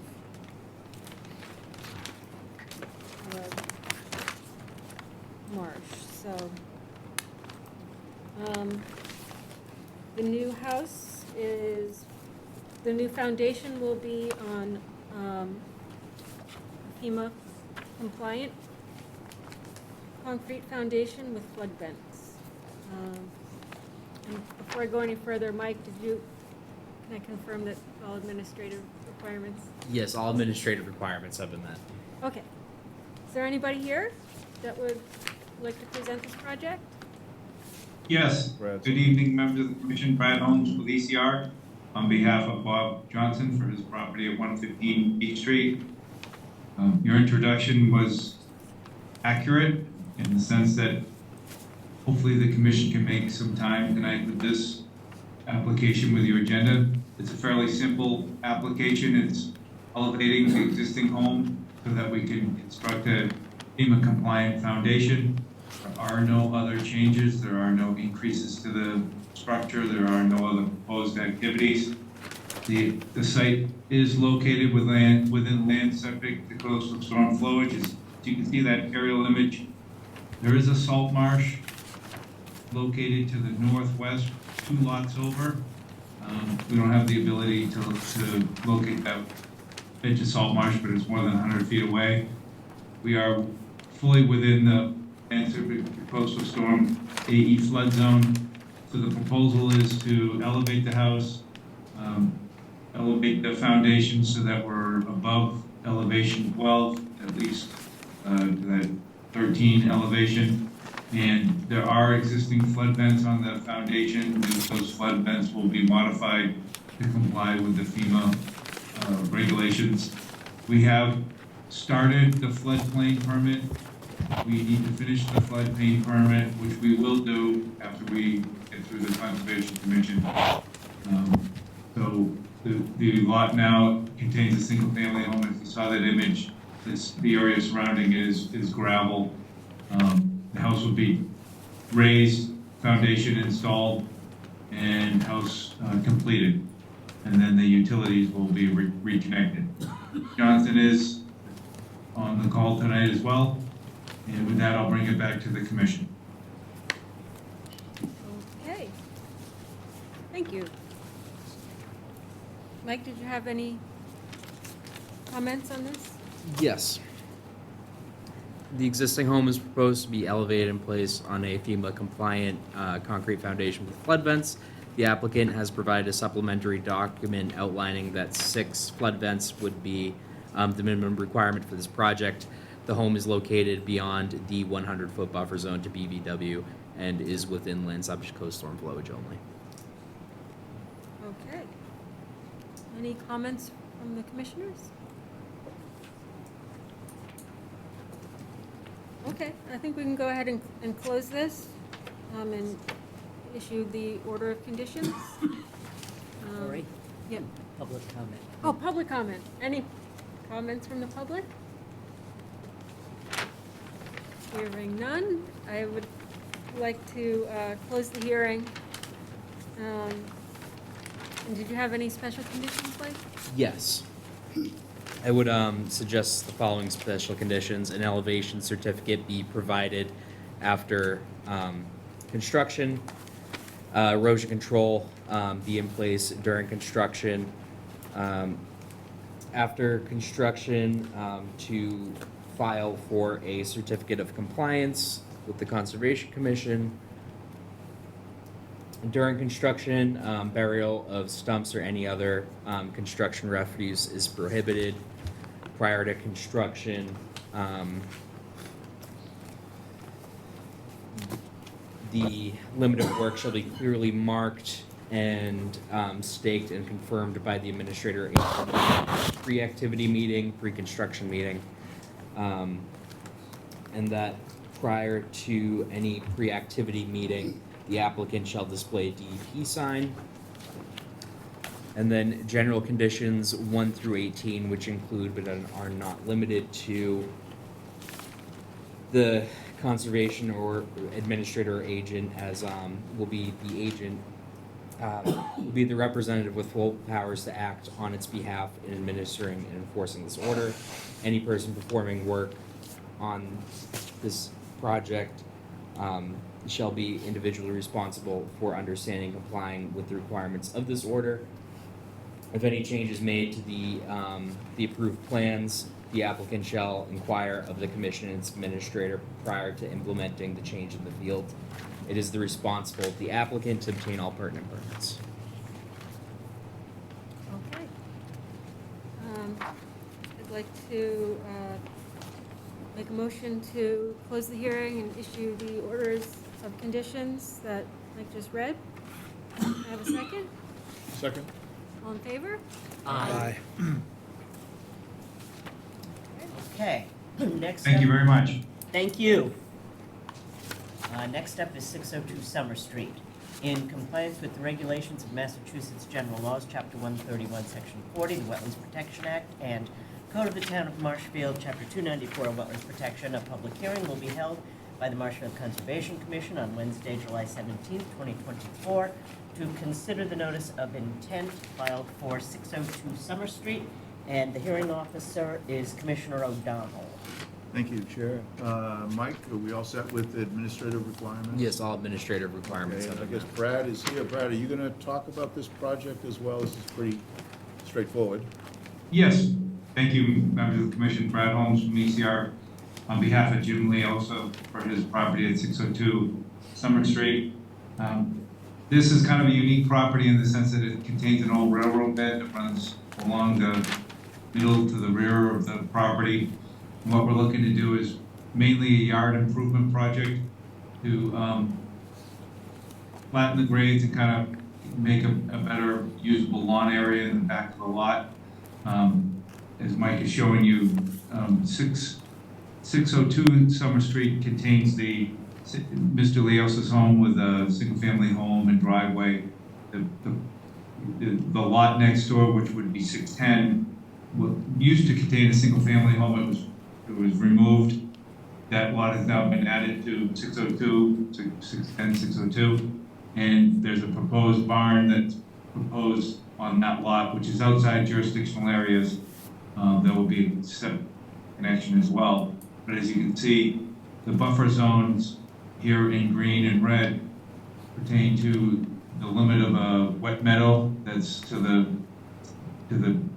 land beyond.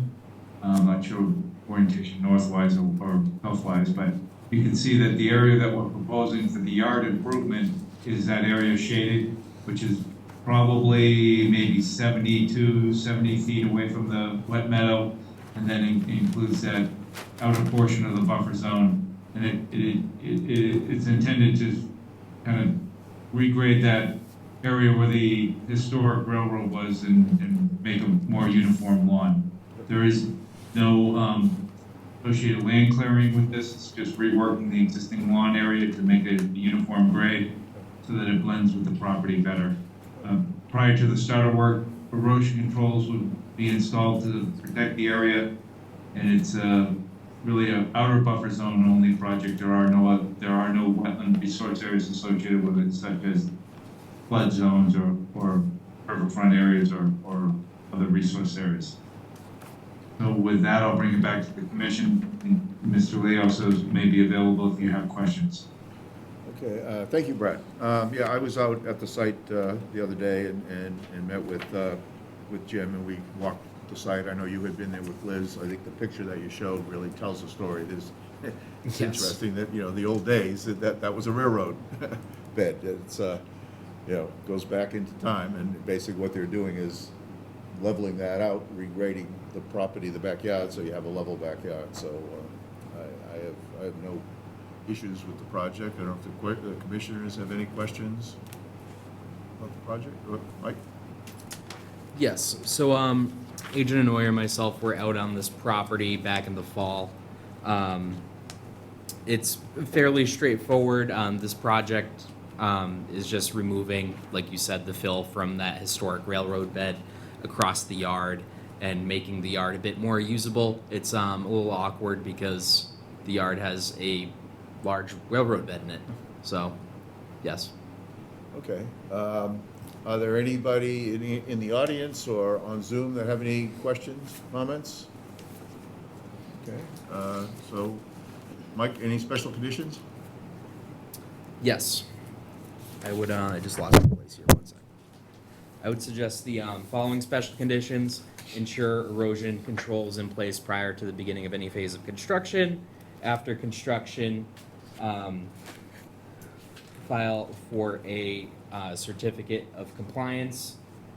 And during construction, ensure that no construction refuse or stumps are buried. And then general conditions 1 through 18, which include but are not limited to no fuel or other pollutants being stored in any resource area or buffer zone. This order authorizes only the activity described in the approved plans. The Conservation Commission designates myself or the agent as its representative. Any person performing work on the activity that is subject to this order is individually responsible for understanding and complying with the requirements of this order. If any changes are made in the above described plans, which may or may not alter an area subject to protection, the applicant shall inquire of the commission and its administrator prior to implementing these changes, and it is the responsibility of the applicant to seek all pertinent permits. Good. All right, so if there are no further questions, I'm going to make a recommendation. Comments, John? Pardon me? Oh, he did, okay, I'm sorry. What? I'm sorry. There wasn't a butter there, I wanted to make sure that he had his chance. You asked. I asked. Hi, this is Cheryl Mitchell. I'm one of the abutters, so we have no problem with that. Oh, okay. I thought I did ask for it. I guess you did, I'm sorry. All right, thank you, Cheryl. So I'm going to say one more time, if there are no more questions or comments, I'm going to make a motion that we issue the orders of conditions with Michael's special conditions. Do I have a second? Second. All in favor? Aye. Okay. Thank you very much. Thank you. Next up is the Webster Street Walking Trail. In compliance with regulations of Massachusetts General Laws, Chapter 131, Section 40, the Wetlands Protection Act, and Code of the Town of Marshfield, Chapter 294, Wetlands Protection, a public hearing will be held by the Marshfield Conservation Commission on Wednesday, July 17th, 2024, to consider the notice of intent by the Sealand Corporation for the Webster Street Walking Trail.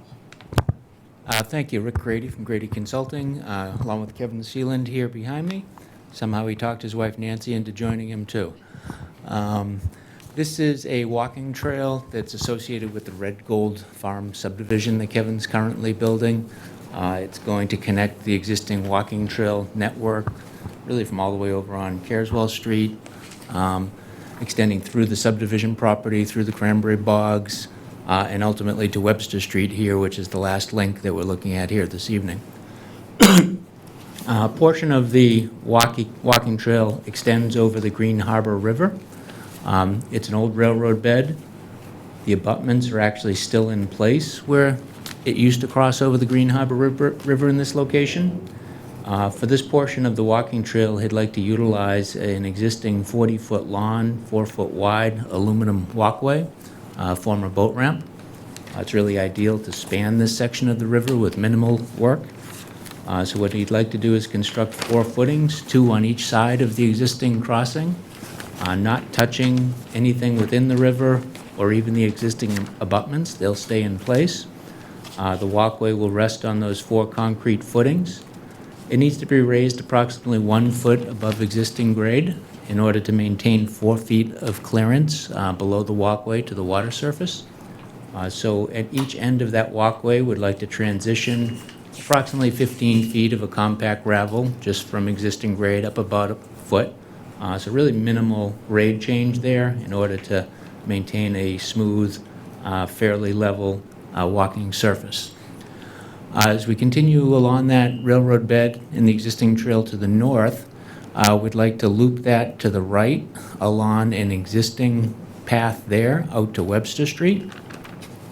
Some commission members may have noticed that he did construct other sidewalks outside of conservation jurisdiction along Webster Street, connecting all the way down to Parsonage Street. So this will be the last piece to connect this all together. Wetlands were delineated by John Zimmer, shown in the flags noted on the plan, wetland line in the dotted line. There is a narrow section of walkway to the north there where we're taking that right, that we would like to fill a small section of the ditch that's in that area. We'd like to place a 12-inch culvert there and then fill over it. We've proposed approximately 373 square feet of wetland fill. The 20-foot-long culvert will maintain the flow within that channel below the fill area. This will enable us to provide a uniform slope out from the railroad bed out to Webster Street, going from elevation 6.8 on the railroad to 14 at the street. We are providing replication area, approximately 746 square feet, so about a 2-to-1 ratio on the wetland replication. This will also serve as compensatory flood storage for the little bit of flood storage that we do lose with the fill for that small section of filling. Erosion control is proposed in the vicinity of the proposed work. We've provided a construction sequence. We'd like to basically prep the replication area first, get that to grade, strip all of the vegetation and soil out of the fill area, utilize that within the replication area. There's a number of existing plants within that fill area that we can also salvage and use within the replication area. So we'd like to sequence that so we can utilize any of that material within that replication area. With that, I'd be glad to answer any questions the commission may have. Thank you. Mike, confirming administrative requirements. Yes, taxes, fees, and abutters have been met. Okay, and I am the hearing officer.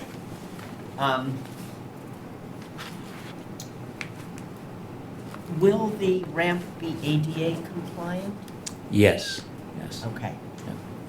It'll be set level, it's got the proper width, and the access ramps, the gravel transitions up to them will also be Okay, so ADA again, compliant. everything will be compliant with. Yes. He's gonna be adding railings to it, actually. Other than that, it's ready to go. Comments, Mike? Yes, the proposed work is to grade soils from the railroad bed to Webster Street to facilitate a more accessible grade to access Red Gold Farm from Webster Street. The 2 footings for the aluminum gangway over the Green Harbor River will also be captured by this permit request. 373 square feet of grading from the footpath to the railroad bed will cross wetlands. A 746 square foot wetland replication area is proposed. The commission may want to put some parameters on the wetland replication, such as species or monitoring. None are currently proposed. We did include within the wetland replication notes that we're going to be supplementing the plantings with 10 high bush blueberries and 10 sweet pepper bush.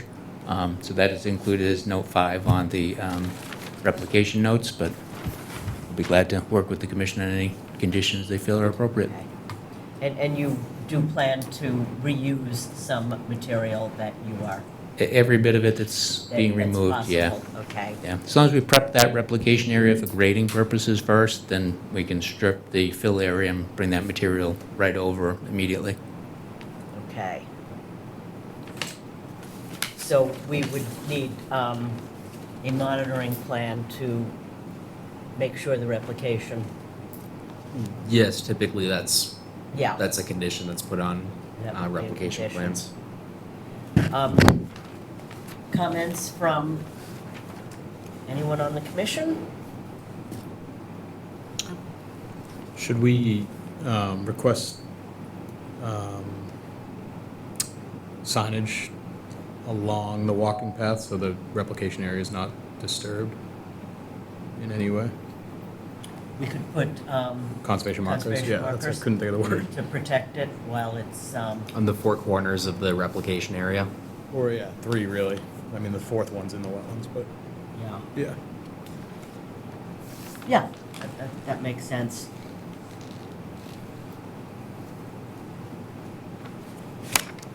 Anyone else? Any comments from the public?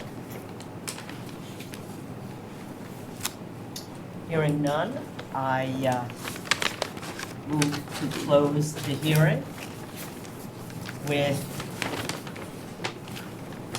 conditions to be read by Mike.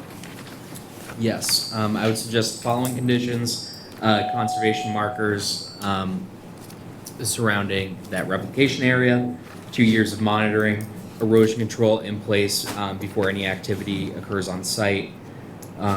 After construction, file for a certificate of compliance. During construction, avoid burial of stumps or any other construction refuse prior to construction. Ensure that the DEP sign is displayed and that the site is staked out prior to a pre-activity meeting. And then general conditions 1 through 18, which include but are not limited to, the Conservation Commission designates the administrator or agent as its representative. Any person performing the work on this activity that is subject of this order is individually responsible for understanding and complying with the requirements of this order. If any changes are made to the above described plans, the applicant shall inquire of the commission and its administrator prior to implementing the changes. The applicant needs to obtain all pertinent permits. No fuel or other pollutant shall be stored in any resource area. And this order authorizes only the activity described on the approved plans and approved documents referenced in this order. Okay, may I have a second? Second. All in favor? Aye. A quick question, do you need a revised plan, or are you just gonna put that in the conditions for the markers? Could we just see the conservation markers on there? Sure. And did we say 4, 1 at each corner of the replication area? Is that what I heard? Do we say 3? Because I think 3 would be. Yeah, that Okay. would be fine. All right, I already scribbled them on here. We'll get that over to you. Great, thank you. This is really nice to see this get completed. It's got a beautiful trail. It really is. Yeah. Thank you. Thank you. Okay. 19 Pearl Street. In compliance with the regulations of Massachusetts General Laws, Chapter 131, Section 40, the Wetlands Protection Act, and Code of the Town of Marshfield, Chapter 294, Wetlands Protection, a public hearing will be held by the Marshfield Conservation Commission on Wednesday, July 17th, 2024, to consider the notice of intent filed by Patrick Ring on 19 Pearl Street. And the hearing officer is Vice Chair O'Donnell. Thank you. Can you confirm all the administrative items? Yes, all administrative requirements have been met. Okay. Identify yourself, please. Hi, good evening, Conservation Commission. My name is Paul Lauterbach with Merrill Engineers and Land Surveyors. I'm here with Joe and Patrick Ring to present a project at 19 Pearl Street. The land is currently developed with an existing single-family dwelling. The gravel driveway, walkways, landscaping, and utility connections. The dwelling is connected to town sewer and water. The property consists of approximately 30,000 square feet. The entire lot and dwelling is within the FEMA flood zone AE elevation 9. And the entire lot is within a barrier beach coastal dune. The project is not within an estimated priority habitat for rare species. There's residential properties to the north and south, Avon Street to the east, and the Cut River up there to the west. The house was built in 1940. The applicant, so the proposed work is to construct a new 980 square foot addition off the front of the existing dwelling, along with elevating and moving the existing dwelling. The new setback to the eastern property line, I guess it was recently discussed with Andrew Stewart. We're going to revise that to 5 feet, which is putting the corner of the addition just outside the 25-foot buffer zone. The new structure and the existing elevated dwelling will be supported on an open pile type foundation, brought up to approximately, or elevation 16 for the finished floor. The ground cover below both the proposed addition and existing dwelling, elevated dwelling, will be pervious crushed stone material. With parking provided underneath the addition. And there will be erosion control Measures will be set up prior to the construction on the downward slope side to protect the abutters and the salt. With that, I ask if there's any questions or comments. Very good. Mike, your comments? Yes, the homeowner would like to make an addition to and elevation of the single-family home at 19 Pearl Street. There was some question about the impervious table, but that was sorted out. It was originally calculated, the footprint of the home into the impervious calculation. Additionally, there were previous permits for this property. There was SE 420235, which was for an addition and received a certificate of compliance in 1986. RDA 1926, which was for the shed that you see pictured here. And then RDA 2019, which was for the installation of an osprey nest, which is located to the right off the manicured lawn area. Other than that, the home would be on an open pile foundation and FEMA compliant. Okay, thank you. I was out there today, took a look at the property. I'd like to also note for the other commissioners that there's some conservation markers already in place from some previous permitting, so that's taken care of.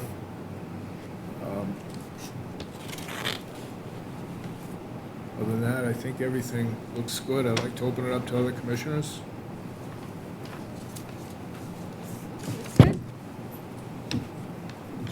No comments? I'd like to open up to public comment.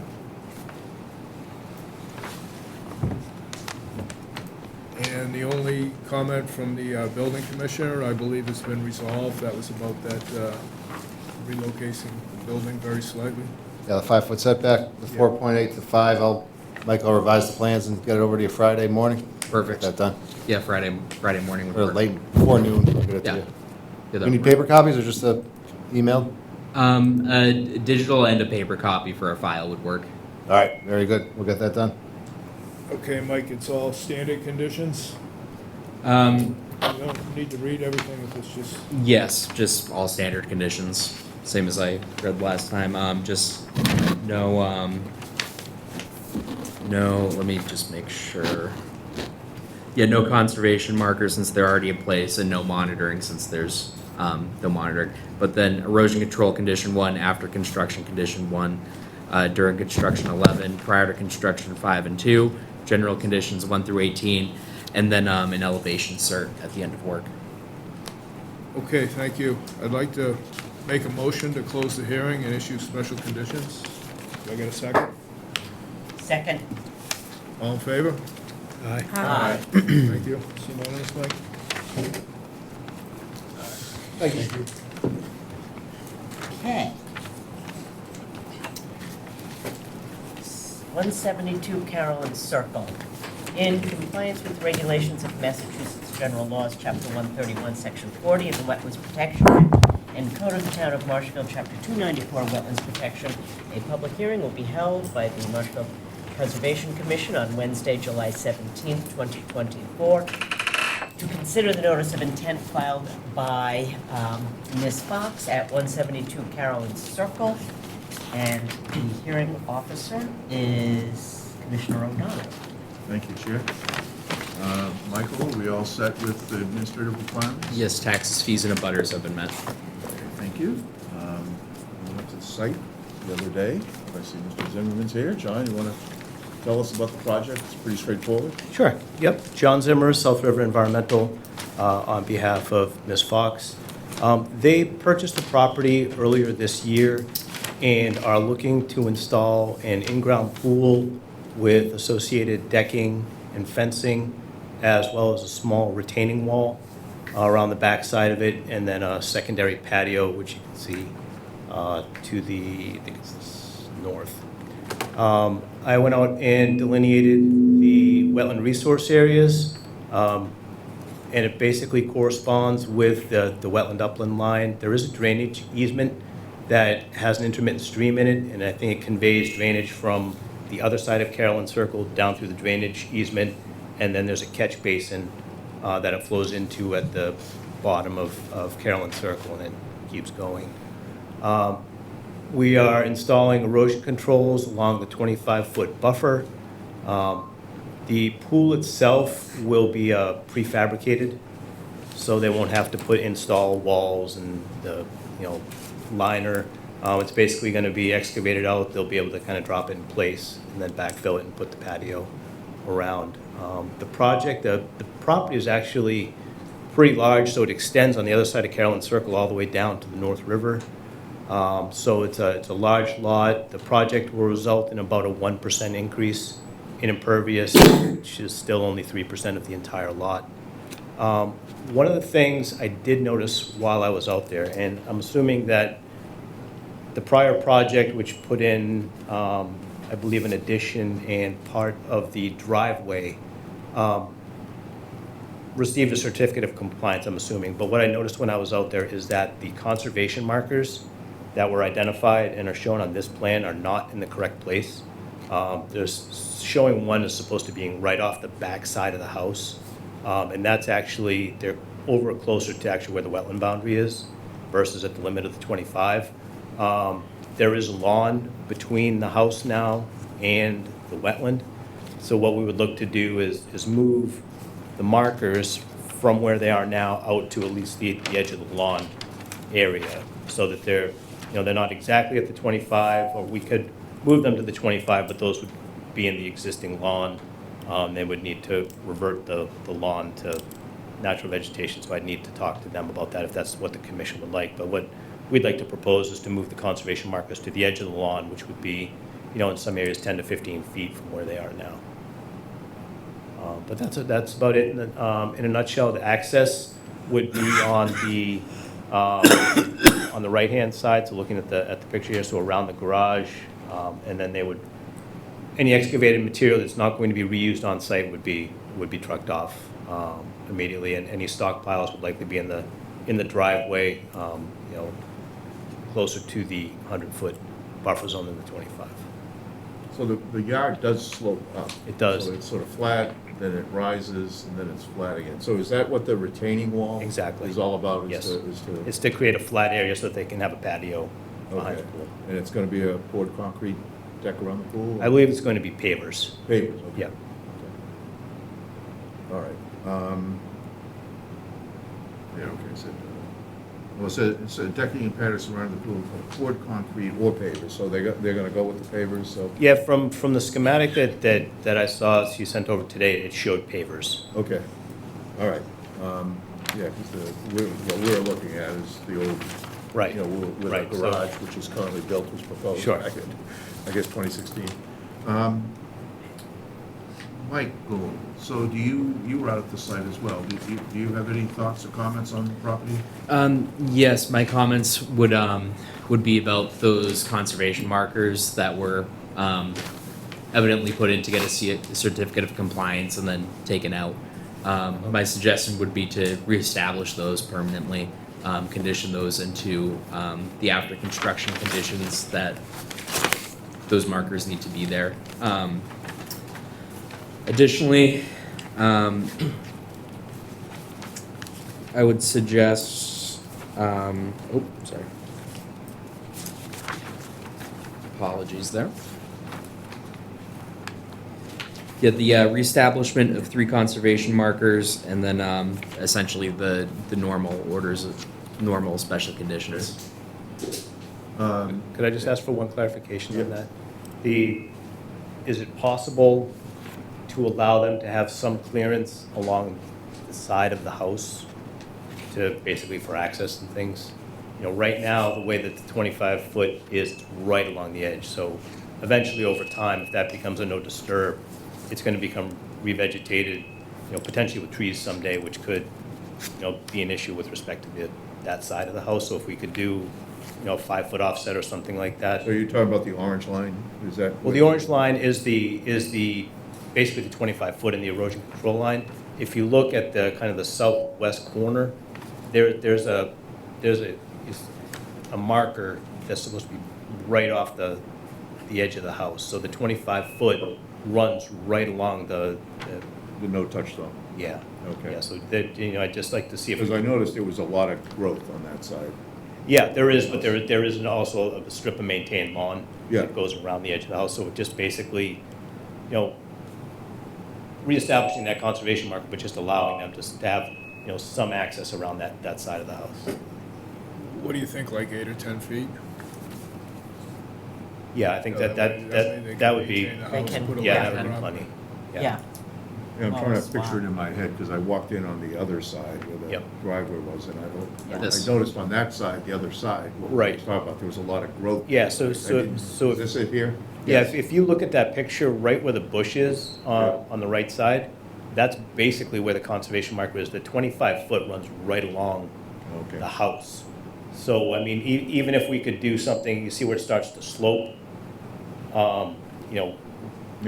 yep, right about there. I mean, I think that would be fine. It's just that they're kind of inheriting the situation here, unfortunately. I got you. What do you think, Mike? You, commissioners? Yeah, so my suggestion here, it could be possible to give them a little bit of wiggle room on the side of the house there. It would be difficult to get any sort of machinery or any sort of, if they need to get equipment back there for whichever reason, it would be fairly difficult to access it around the proposed pool area.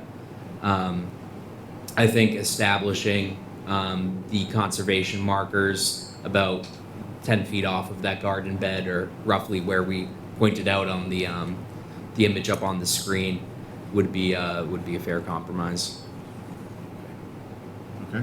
Yeah, and if they ever needed to do anything along that side of the house that's substantive, they need to come back anyways, because it's all in the buffer zone. Right, I mean, they have an air conditioning unit Yeah. there. You have to be able to access that and service it and. Okay. All right. Good.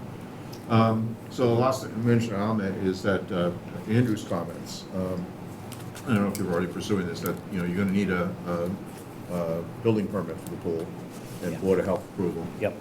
And then, there's no, on the plan, there's gonna have to be a fence, so, around the pool, right? Right. So, and that's not shown on this plan at all, so. Yep. I think you're gonna need a final, according to Andrew, you're gonna need a final as-built plan, I guess, submitted, so. Right. Yeah, Those could are we his build that in as a condition? I mean, I think it's probably a standard condition for the most Okay. part. All right. Any questions or comments from commissioners? Anyone in the public, comments, questions? If there are no further questions or comments, and Michael, standard special conditions? Yes, standard special conditions, if you'd like me to read them off, I can, and the addition of the 3 conservation markers. Okay. All right, so in consideration of no more questions or comments, and with those special conditions, I'm gonna issue the orders of condition. Do I have a second? Second? All in favor? Aye. Okay, thank you. Thanks. Thanks. Okay, Damon's Point. In compliance with the regulations of Massachusetts General Laws, Chapter 131, Section 40, the Wetlands Protection Act, and Code of the Town of Marshfield, Chapter 294, Wetlands Protection, a public hearing will be held by the Marshfield Conservation Commission on Wednesday, July 17, 2024, to consider the notice of intent filed by the Harbor Master of the Town of Marshfield. Good evening. I'm going to defer to our consultant here, Kevin McGuire, to start it off, and I'll answer questions after him. Good, a soft seat. Those The- chairs are hard. The hearing officer is Commissioner Miles. Yes, Commissioner Miles. Yes, thank you. Yes, when I originally looked at this plan, I didn't quite understand what was proposed and what was going on, and you provided some supplemental information, so thank you. Now I have a much better understanding of what's being proposed. So do you want to go ahead and explain what the project entails? Yeah, if I could kind of address some of the filing that you have. We also notified, because of the location of the project, it's right at Damon's Point. It's probably 50 to 75 feet away from the town of Situate's town line.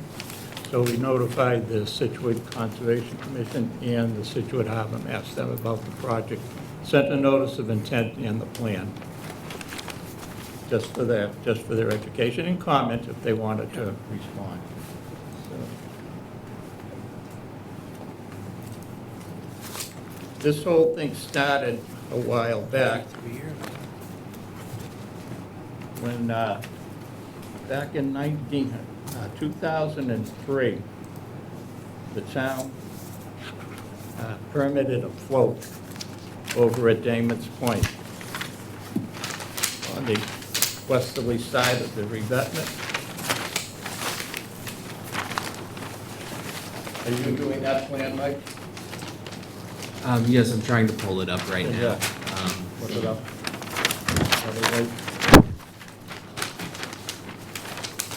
I'm having some technical difficulties getting Okay, up this if you point. can see, Damon's Point is, the color code on this is that the green lines is the Damon Point road layout. Up where the revetment is 66 feet wide. And then as it opens up, heading away from Damon's Point, it opens up to 82.5 feet. But if we go up to the top, the far right, you'll see the distance across the river. Revetment on one side and revetment on the other side. And off to the top, going up, there's 3 float locations. The orange one is the original float that was permitted in 2003. And somewhere along the line, that float got removed and another float was in its place, and that's the yellow one. The yellow one was there for a while, and then when the revetment project was rebuilt back in 2014 or thereabouts, that yellow float was put back in place, but it was enlarged from what the original permitted float was and at a different location. So when DEP was going through the permit process for the revetment restoration, they noticed that, and they said that we would have to file for new Chapter 91 license. We tried to get a modification on the license, the existing license, or amended license, but they said no, they wanted a new license. So that's where we're at. And the new proposed float is the one that's outlined in red, that's off to the right, the top one there. And in order to conform to DEP's regulations, we had to move that float further out into the river in order to get sufficient water underneath it. Your regulations, everybody's regulations now are between 2 feet and 2.5 feet of water under the flotation tubes. So in moving that out, the only way we could do it, we couldn't use the existing location that the ramp to go down as is shown on the yellow float. What we had to do is propose to construct a deck, and that's what's outlined in red. Okay, now we're I didn't have access to the other site plan. I can switch back, or if you want, I can show more detail with this yeah, one. no, this is a good one, okay? Blow it up. Yeah, as you can see, again, we're looking at the top picture there. You can see outlined in red is a small deck that we're proposing, and that deck is, I believe, 8 feet by 14 feet. And then the ramp, yeah, right there. Oh, off to the left a little bit. Yeah, right there. And then the ramp at the far end of that deck will go down onto the new float system. Now, that float system is probably about, there's no defined channel in this part of the North River. So if anybody's familiar with this area, when you do come in from the ocean and you do go into this narrow area, you hug that right-hand side in Situate because that's where the deep water is, and then you have to continue to go around up until you go up, and you'll see all the boats up there, and that's where the deep part of the river is. So the new float system, away from that approximate center line of that channel, is about 110 feet. The old float was about 110 feet, so we're only going out a little bit of a distance. Again, if you look at that picture again and you go across the river, you'll see in yellow, there's a pile marker, number 24, up top, right by the riprap. And then the distance across the river is 115 feet, so there's another pile marker. And it's a 12 to 14-inch pile, and it also has a number on it, and I believe it has the no wake zone. So you can see that this location of this new float is not going to interfere with any kind of the traffic going up the river. Additionally, when we first went to the harbor master and we showed him the proposal that we would have to do a deck in order to get out to the deep water, we kind of like at the same time all said, you know, it would be really nice to do another deck coming straight out and around the side to really take advantage of the amenities that are at this location. Those of you folks that have been out there are familiar with it. It's absolutely beautiful. It's gorgeous. It's got everything under the sun. And when we were working in the area on and off for a couple of years, quite a few people, veterans especially, were going down and just looking at it. So we decided maybe we could do something for them. And we're proposing to do this deck at the very end, which is about 10 feet wide, and it's 38 feet along. If you drop down, Mike, to that picture below, right there, that other picture, yeah, right there, it gives you the dimensions of it. It's about 10 feet wide and 38 feet long, and then it goes, wraps around to the right, and that's 8 feet wide, and it goes a distance of about 12 feet. And if you go down in the center of what I should explain, no, stay right up there at that picture there. If what I'm showing is, if you see what's shaded in yellow, that's the outline of the actual Damon's Point revetment site. So right down at the bottom of that, where it says proposed 3.5 foot wide, and you drop down a bit, Mike. Where are you? There you are. Yeah. Oh, no, it's still on that section. And you look right here. This is, yeah, there you go. So we're proposing to have 2 openings, and that arrow brings it right on up and shows where the openings are. There's one in the front, and then there's one off to the right. And that would be the access to be able to get out. I should say the float for the floats, the pier, or the deck for the floats is at elevation 9.2, and it's at the same elevation as the existing access to the old floats is, and where the new floats will be. This deck, the upper deck, will be at the same elevation as the bitcon surface that the revetment has. So you'll just be wheeling yourself right on out or walking right on out onto that deck. Which is under 12 to 1 too. Mm. It would be ADA as well. Yeah. And again, it's serving multiple purposes, and including what we're trying to do is ADA accessible. Yeah. The structure itself, as we're proposing, will be all piles, will be on piles.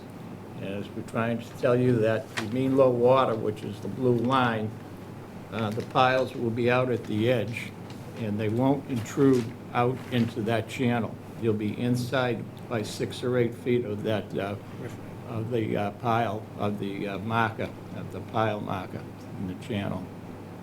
And on top of the piles, the way we're proposing to construct this thing, piles will be driven, and then there'll be 12-inch piles.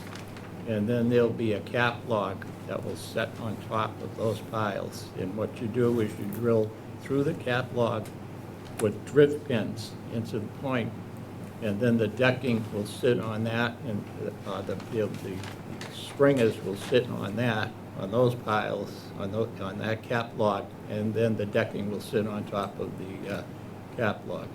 And that's the proposed design.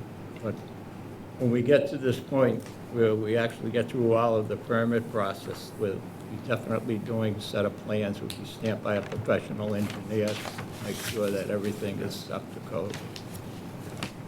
The idea is to keep the front deck independent, not to attach it to Damon's Point, not to attach it to the abutment. It's independent of it.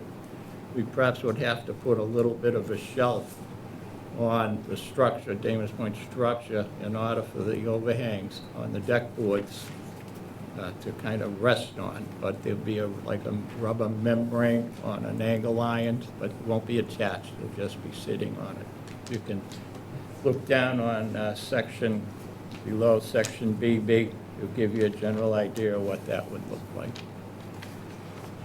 On the other hand, the deck for the floats, it, again, same design, sitting on cap logs with the stringers and with the decking, but hopefully there's a concrete slab that the existing ramp sits on now, and it's a pretty substantial slab, and that is bolted into that concrete slab. We're kind of thinking of, at some point, on the first cap log there, to have it drilled through and then bolted into the concrete slab, into the face of the concrete slab, with some sort of a spring mechanism, so it will be able to move slightly.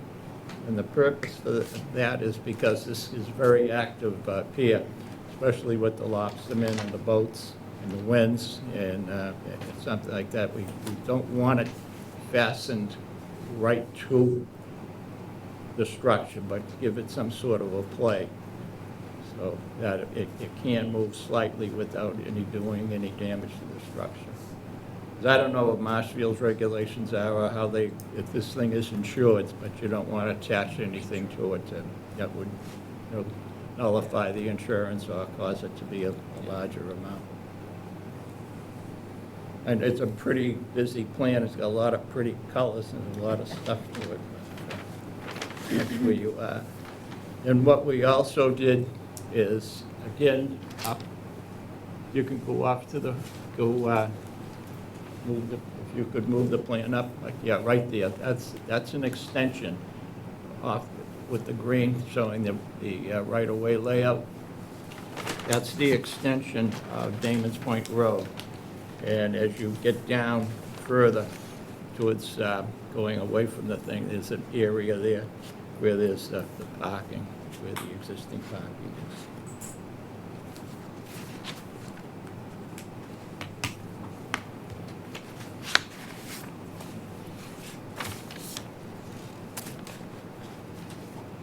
Lot to digest. All right.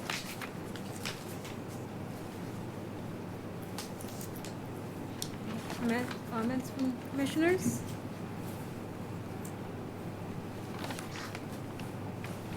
Should mention also that we did, in the administrative part, we did notify, we didn't send a copy to DEP in Lakeville, and we got our file number, marine fisheries and endangered species, and we got response back on them that there's no problem with the project. Yeah, oh, yeah, we also have been before the North River Commission, and we got a special permit from those folks for the project.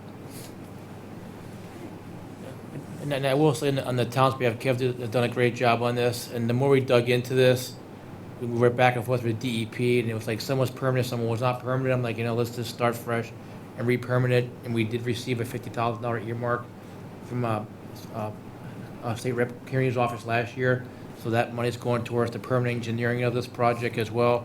April town meeting of this year, we also received $60,000, from CPC for new docks for this project.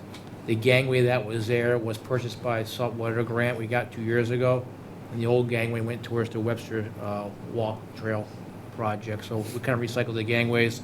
So a lot of the stuff's brand new. The docks are in very bad shape now. I would ask that if we were able to just note this, that, and DEP is well aware as well, that we are looking to replace the float sooner than the actual process, because the docks that are there actually came surplus from the town of Situate, and that's the ones that were highlighted in Kevin's yellow plan, and that was over probably 12 years ago. So those docks are bad. The gangway is beautiful, it's brand new, but those floats need to be replaced. And also with the new floats, they're gonna have a step down at the very end for passive recreation for paddle boards and kayaks, rather than have like a 16, 18-foot freeboard. So they'll be able to step down into the water lower with the lower crafts to get access to the river. But me and Kev went back and forth with the sitting area, the viewing area. It's a busy spot. The parking's the parking. There's a lot of walkers there every day. But this ramp also serves as good egress for police and fire to pull people off the water, to spit the North River, especially in the wintertime. So having that dock in good water is going to allow us to get in there with good water to offload people if we really had to for an emergency. 2 years ago, we had the clam boat incident off at Fourth Cliff. If they were on our boat, that's where they were going to go to the fire department at Demon's Point. That was the closest point from Marshfield. So it's boating too, but it's also logistics as far as us and getting people off the water. So the dock's got to be pretty good to get people up there. So then I guess moving forward, you know, it could be a future town meeting article for funding, but it'll definitely be a candidate for Seaport Economic Funds for grants. But unfortunately, you kind of have to have the permits first before you go asking for money. So that step down for the kayaks, that's not on the plan, is it? It will be. I was We'll looking fix it, for it, yeah. 'cause I- We actually, I know so, CPC yeah, has, good point, Bert. So actually, I'm not sure if you guys have seen the new Green Harbor docks on the state boat ramp in Green Harbor. They're really nice. Yeah, they were 3 weeks delayed, but it's not a big deal. They look awesome down there. So we're looking to mimic those kind of specifications for not only this dock, but also the new Ridge Road dock project as well. So all the docks in town are kind of standard. All the docks in town, including the one behind CVS, the Campbell Footbridge, those are all on our town's insurance. All these parcels are insured with the docks and gangways and ramps and things like that. So, but if it's standard, it's parts are interchangeable, cleats are interchangeable, versus having wood docks in one area, aluminum, and different kind of docks in another area. At least all the parts are interchangeable. And it's obviously a cost savings, obviously. Okay. So, the only question or concern that I had was that it's this deck that comes off the front, it won't impede into the channel. It's plenty of space. It's back far enough. I actually drove by it today. It's way back. Okay. Even the 110 feet that will be there for navigability going by 2 boats. Green Harbor is a Army Corps channel, and that's only set at 100 feet, so it's actually wider there than it is in Green Harbor. Also, this whole structure will be built on top of the riprap. Yeah. And if you had gone out to the site, when you went out to the site at a low tide, you can see the stakes that are in, where the piles would be going. Okay. And you got to see them at low tide. Right. Then obviously with new dock projects, there's mitigation. The towns have to mitigate as well. So any increase of square footage or movement over the water, that'll be mitigated with Mike Sealy as far as the shellfish mitigation. But I will say the town's I'm working on right now. I have permits right now to do the second round of shellfish propagations for the town of Marshfield, Situate. Last year we did 160 bushels. This year we have permits to do 100 bushels each side of the river. We're hoping so, up to. So with that, this area will be seeded as well. So as far as mitigation, Mike, I would ask that we would mitigate in advance of the project for the future. So we'll pretty much put probably in that area 20 to 30 bushels of cohogs in that area, which is pretty substantial. It's actually a good spot because folks can park and walk down there and get them when it's kind of wintry weather versus going out to a boat. So we try to encourage folks to have areas to walk to versus going out in kayaks and canoes in January, February, March. And I have those permits already in hand. I can provide them to Mike as well. And then the only other question I had was, this is not obviously a full engineered drawing set, but I was just wondering about the stability of it with it being so close to that channel that gets a lot of current. If it be engineered to withstand the forces of the current and, uplift from ice and flooding and. Those docks have been there for a long time, and what we're building is going to be much more significant and modern than what currently exists on those docks. Okay.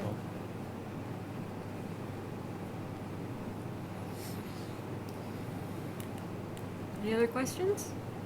Concerns? All right, we can go ahead and close the hearing.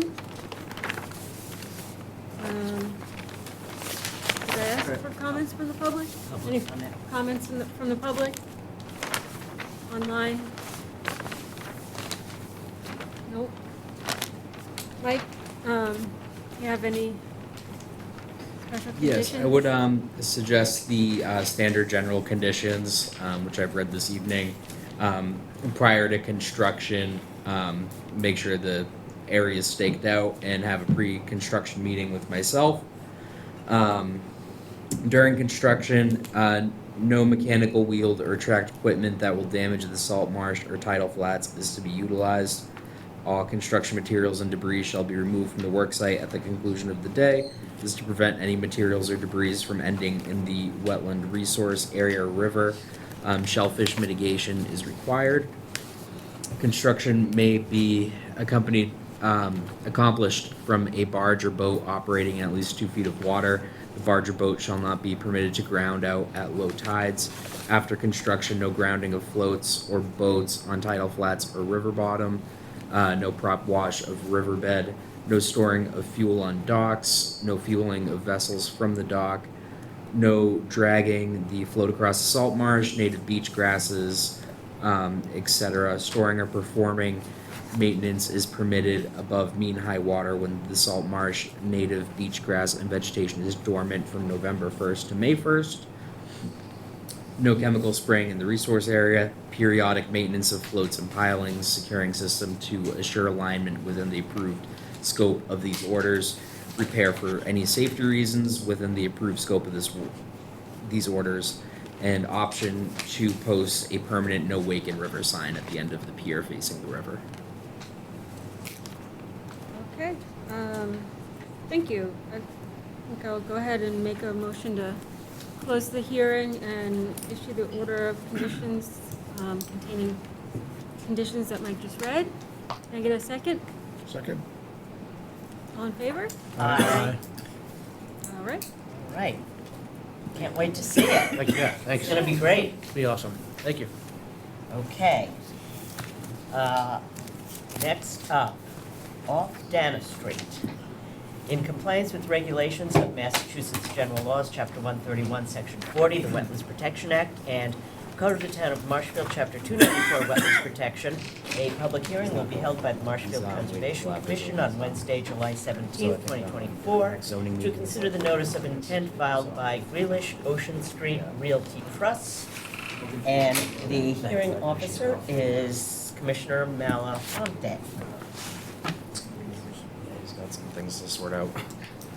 Michael, for off Dana Street, all taxes, fees, administrative requirements are met. Yep, all administrative requirements have been met. And I see a DEP file number has been issued, SC 423095. Yes.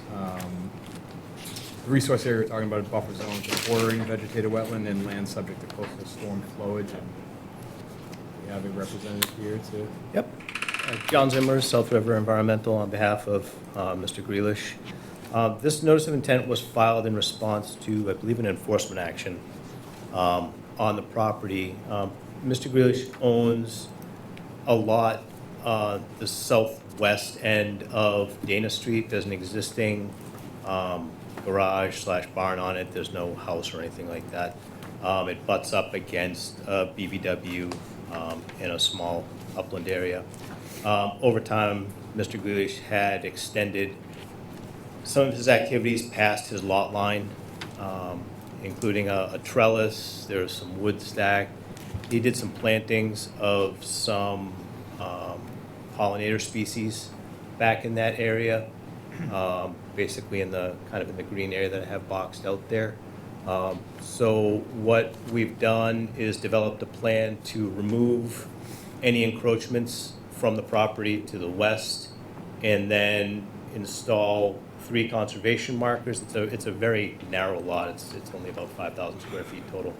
So we are proposing 3 conservation markers, 1 at each corner, as well as 1 along the center of the property, along the western boundary, and then put in 2 red cedars, 10 beech rose, and 10 northern bayberries to restore some semblance of native vegetation. We would request that the plants that were installed be allowed to remain because they are all nice pollinator species. There is a significant invasive species problem back there. If you've been to the site, there's Phragmites that extends on both sides. So we built in some invasive species control for at least the first 2 years through the monitoring. Subsequent to that, when it reverts back, or it receives a certificate of compliance, we may want to think about some type of perpetual condition to allow for invasive species management back there. Because over time, those plantings they will be overcome by the Phragmites. The other thing that I would note is at the end of Dana Street, there is a significant amount of dumping that's taking place. So the commission may also want to consider a conservation post and marker at the end to try to deter some of that because it is directly in the buffer zone and in some cases going into the wetland. That's about it in a nutshell. Mr. Glish has already started to remove the physical materials that were back there, so we were just waiting on the commission's approval to do the plantings. We'll likely hold off on the plantings until later in the growing season, maybe late August, early September, because I don't want any of the plants to die, if we planted them now. I did visit the site. Yes, thank you. I did visit the site yesterday. I did notice he recently cut the grass and kind of cut it to the new line. Like it was, Okay. You could tell he left beyond the property line. Yep. I did also see the significant dumping kind of at the end of Dana Street. Michael, I don't know what we can kind of do for that, just have a sign or something like that. Yes, we have a town of Marshfield. It's a blue, roughly 12 by 18 sign. One of the provisions of the town-owned land is no dumping or land alterations, so that I could install a sign at the end of that road. I was going to bring that up as well. It seems like the entire neighborhood is just kind of using the end of that street as a dumping ground, Yeah. fortunately. And then the only other thing I saw was, I guess it's in the planned northeast corner, kind of in the area that he did clear. There, I didn't walk back there, but it did look like there was some sort of path kind of heading Yes. to the wetland area. I have my glasses Yeah. They have an image of that. It's since been largely removed. I met with the homeowner on site after I issued a I believe it was a notice of violation for the property. There was a set of stairs on the encroached property at one point. They've been since largely removed. Let me pull up a picture. But when I did my site visit, there was only one granite stone out of the path. There is some gravel back there too, but that will likely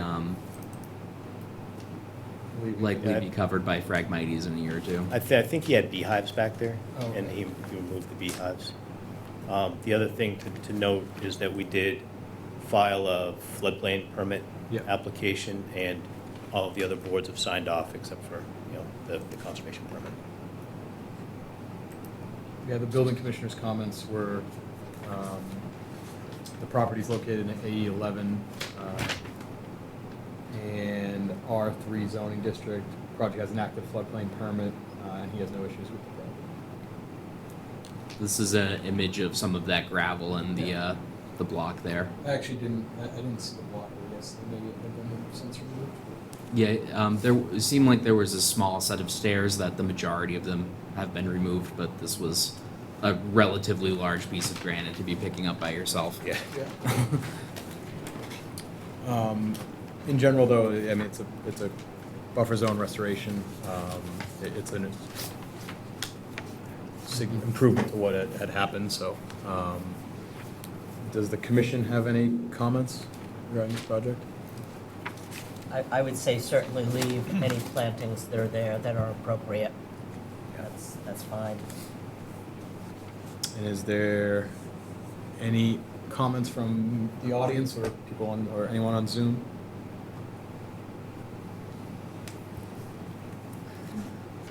Okay. Michael, do you want to go through your comments, or if you have any further, or any special? Yes, I would suggest the following special conditions, general conditions 1 through 18, which I've read through tonight. I can read through those again if you'd like me to. Prior to construction, conditions 5 and 2, ensure that there's a pre-activity meeting and the site will be staked out. During construction, ensure that no construction refuse or stumps are buried within the resource area. After construction, file for a certificate of compliance. 3 conservation markers are to be placed on the property as outlined in the site plan. And then I would suggest the condition of 2 years of monitoring on the plantings back there. That's also consistent with the restoration plan that's part of the NOI. Perfect. With those, I would like to make a motion to close the hearing and issue the order of condition. I have a second. Second. All in favor? Aye. Aye.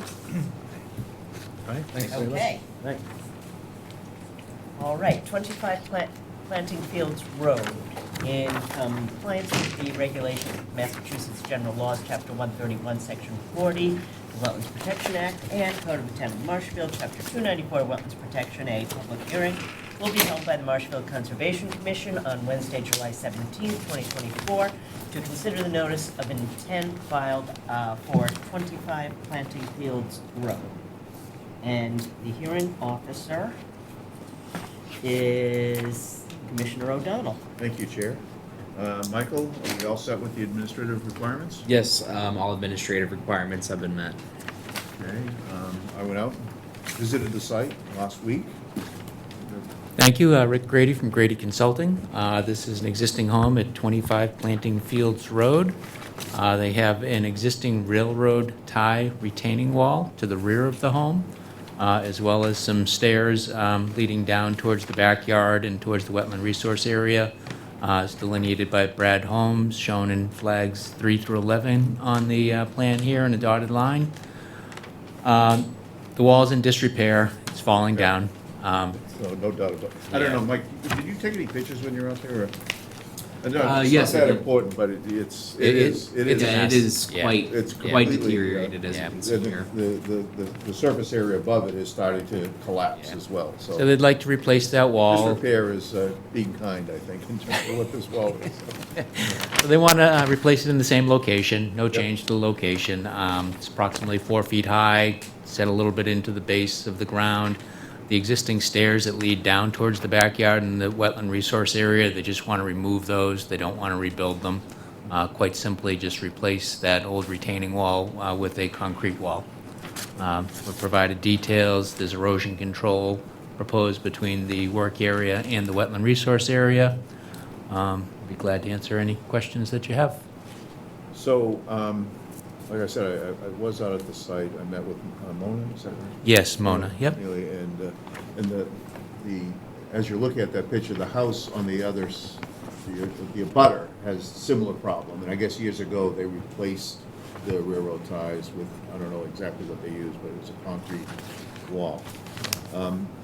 So this is basically going to butt up to that and then continue along the back of the yard till you get to the far side where there's not that much slope. I guess there will still be some railroad ties at the far end, or Mona wasn't sure about that. Where it's tying into the neighbors, they really can't go beyond their property lines, so I'm yes. talking about, but on the other side. Oh, they're going from property line to property line on their own Okay, property here. Yeah. Because there was a bird bath out there, she thought it might end there, but. Okay. I didn't, but my question that I have though, that Andrew raised is, you mentioned 3 types of stone strong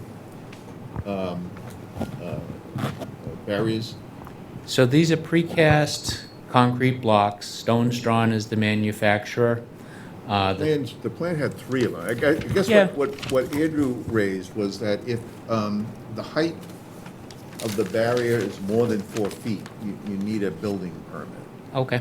When I was looking at it, I was trying to figure out because when I looked at one of the examples, it looked like it was 3 feet. I looked at another example, looked like it might have been over 4 feet. Yeah, it wouldn't surprise me if it needs a building permit. The top of wall's at elevation 89. The lowest adjacent grade is 83.4, so there is a portion in the center near the existing stairs that's about 5.5 feet tall. So it is gonna have to be more than 4. And the Yeah. reason, I mean, Andrew brought it up, and then when I was talking to Mona, she was wondering, I guess she wants to get going as quickly as possible. She was wondering when she would get the green light to be able to move out, but if you need the building permit, that's gonna be another step in the process. Right? Yeah, I'm sure her contractor, Steve Opachinsky, we've been working with, and I know he is a licensed construction supervisor, so he'll be pulling any permits he needs with the building department. Okay. All right. I mean, it's like one of those cliff situations where her backyard is, disappearing because of the railroad tie failure. So, any commissioners have any questions or comments? Anybody in the audience, any questions or comments? Mike, any special conditions? Yep, I would suggest erosion control condition 1, ensure erosion control is in place before starting construction. After construction, to obtain a certificate of compliance or file for a certificate of compliance. During construction, condition 11. Prior to construction, condition 5 and 2, stake out the site for a pre-construction meeting, have the pre-construction meeting. And then general conditions 1 through 18, which I've read, I can read again if the hearing officer would like. Okay. So, in consideration of those special conditions, I make a motion to close the hearing and issue the orders of condition. Do I have a second? Second. All in favor? Aye. Thank you. Thank you. Thank you. Have a good night. Okay, 16 Wilson Road, in compliance with regulations of Massachusetts General Laws, Chapter 131, Section 40, the Wetlands Protection Act, and Code of the Town of Marshfield, Chapter 294, Wetlands Protection. A public hearing will be held by the Marshfield Conservation Commission on Wednesday, July 17, 2024, to consider the notice of intent filed by Angela Basurka at 16 Wilson Road. And the hearing officer is Commissioner Mines. All right. So this is proposed addition at 16 Wilson Road. Do you want to present the project? Yes, Rick Savant with Simbic and Tails, Tom Basurka, homeowner. You maybe remember this project on 16 Wilson. We received the order of conditions on it, what was it, last year, Tom? Yeah. Did phase 1 of the project. This is essentially phase 2 of the project, which is this new rear addition, proposed deck, and then a small mudroom addition off the back of the house. The proposed addition is on a concrete foundation with appropriate flood venting for it. The proposed deck is on sonotubes, and the mudroom area at the rear of the house is on diamond piers. 3 diamond piers for the mudroom. I've counted 6 sonotubes for the deck. We're in an AE9 flood zone. This work is not a substantial improvement to the house, hence the 2 phases. It was broken up to make that work with the appraisal of the structure. So we're matching flow levels with the addition, flood venting, and of course we're within the buffer zone of the BVW out to the rear also. Slight increase in impervious coverage, 767 feet overall, but it's in the existing lawn area and so forth. So that's generally the project, just kind of finish out what was originally approved and eventually got phased to here we are today. And I'll do my best to answer any questions you might have. So the crawl space foundation is in a, I don't think we allow that in a barrier beach close to June. My understanding is that the homeowners came before the commission for a business discussion on this, about the foundation type.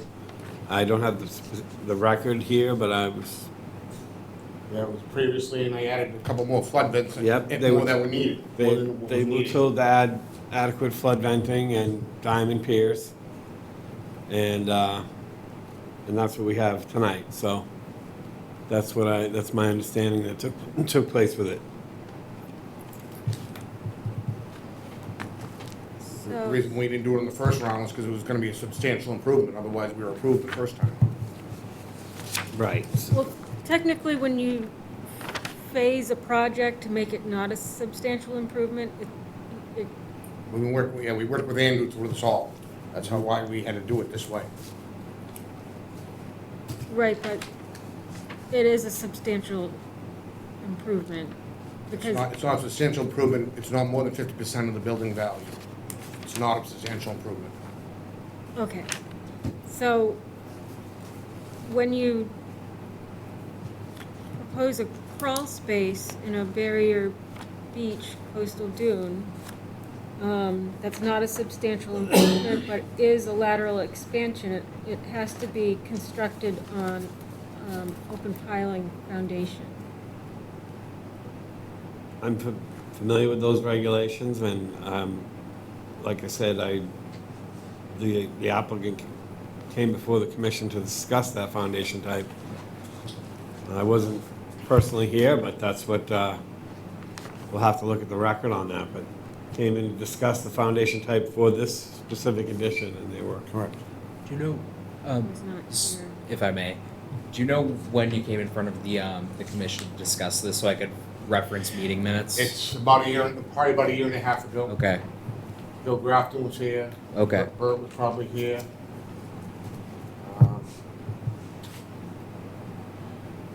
I can't remember, Okay. I know it was proposed, the whole plan was proposed as is, but we had to break it up because of going over the 50% rule. Met with Andrew, and then I actually came to your office, I don't know if you remember, and I added a couple more flood vents to it mm-hmm.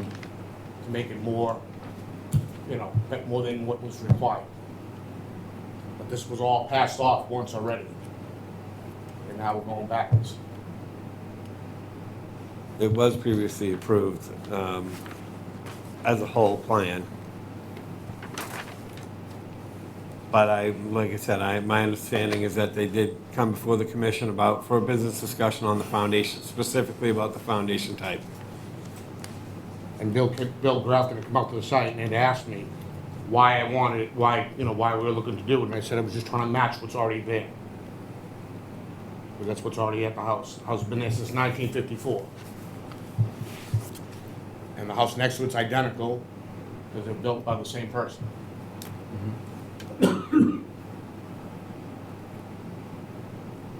If we were to find that record of that discussion, is that what we're gonna need?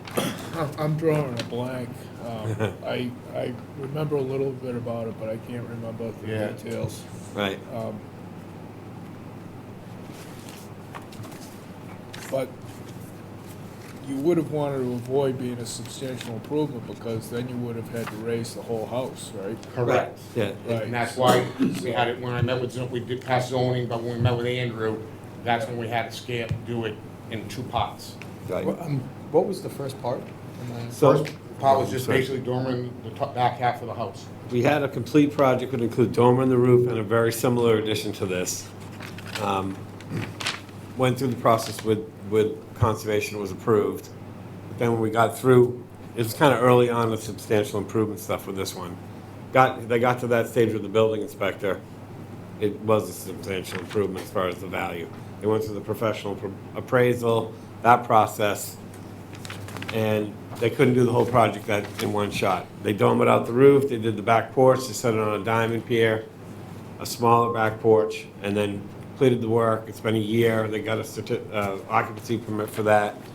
This is phase two, essentially, coming back with that. I understand your question, Corey, about, the barrier beach and foundation type.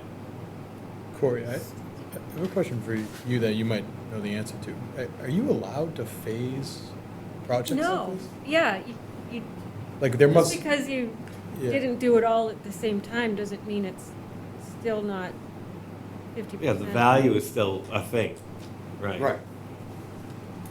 Is there, I mean, there, You didn't do this part of the project initially because you didn't want to go over the 50% of the value. Correct. so I guess is there a regulation that there's a time You period? just have to wait 1 year. 1 year from between the per- permits. From the time the permit is closed out. Is that in the bylaw? It was with Andrew, when we met with Andrew, we had to wait 1 year, 1 complete year. We've already gone with, before Andrew, before all of this. And that makes it a different project, is essentially? Yeah. Yeah, oh, hi, this is just Tom's wife, Angela. I was there earlier. Yes, it makes it a completely different project. I think what they were just specifically saying is that when we originally started this project about 4 years ago, we came before the board with the full proposal of what you see here. But unfortunately, at that time, it was deemed substantial. That's when back in 2021, 2022, we had to scale back our intentions. So where we just dorm at the back.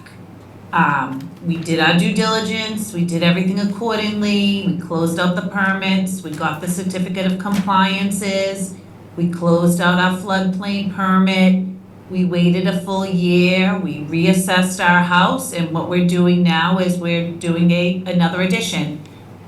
What kind of wanted to finish up what we originally wanted to propose, but we couldn't do it at the time. So, it is a separate project. Andrew Stewart has his hand raised. I didn't know if you wanted to have him elaborate further on this project. Andrew. Is there Yeah. to speak. Oh, okay, go ahead. Thank you, Andrew Stewart, Building Commissioner. So, yeah, I just wanted to clarify a couple of things here. So, the building code, the substantial improvement is a function of the building code. So, when the first project came about, I was being asked by the commission, is this a substantial improvement? And I told her I can't make that determination until we get a building permit filed.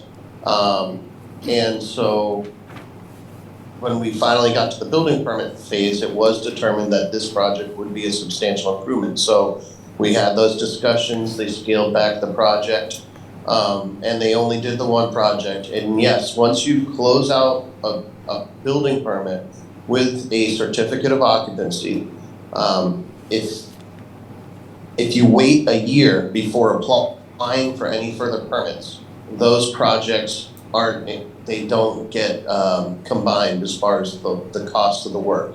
And you can go get the house reassessed. Those are the current regulations under the building code. We've had proposals to change that, but nobody in town has ever supported it. So that's where the regulations are. Now, as far as the addition, I know Bill was trying to help you guys do a concrete foundation, but any lateral addition, if it's delineated as a coastal dune, according to building code, has to be on an open pile type foundation. Even if it's a lateral addition that is not a substantial improvement, if it is in a coastal dune, it has to be on an open pile foundation.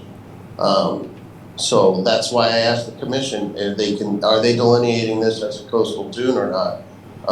That's up to the commission to determine.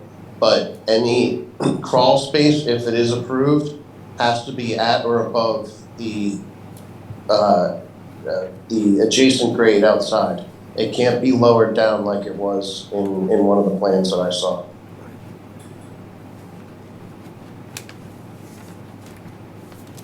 So on the plan, it says the locus is located in the Barrier Beach District.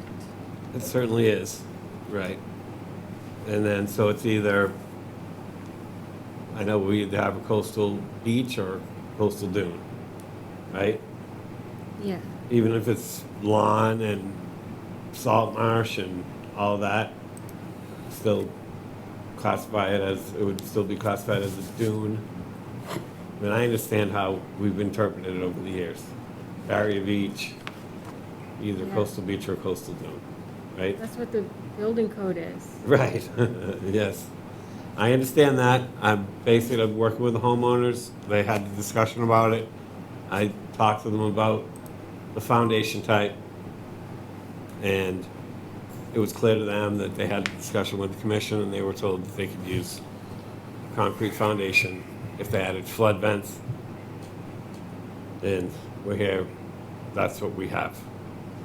I understand Well, the regulation. do we have the records of that discussion?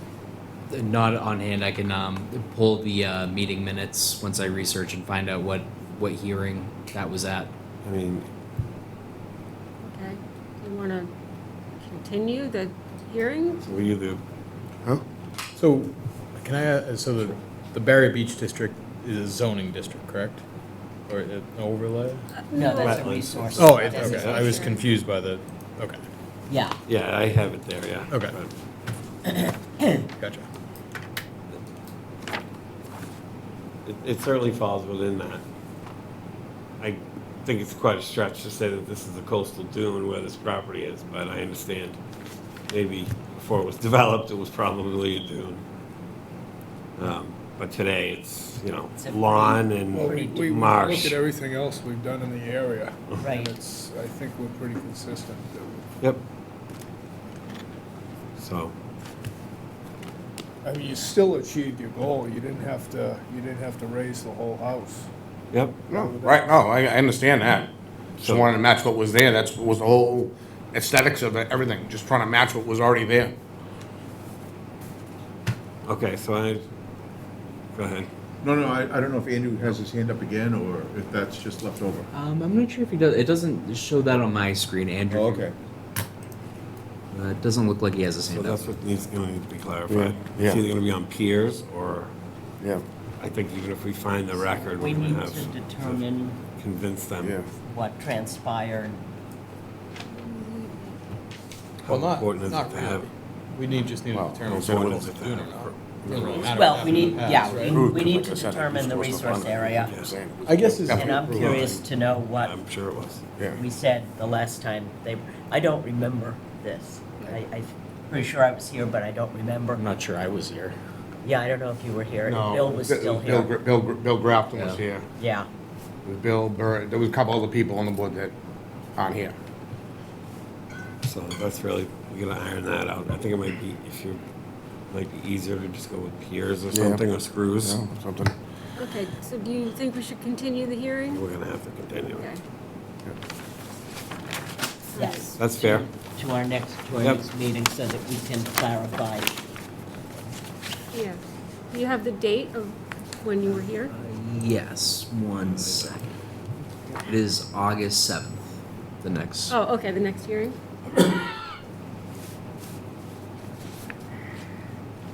All right, I guess we'll move to continue this to August 7th.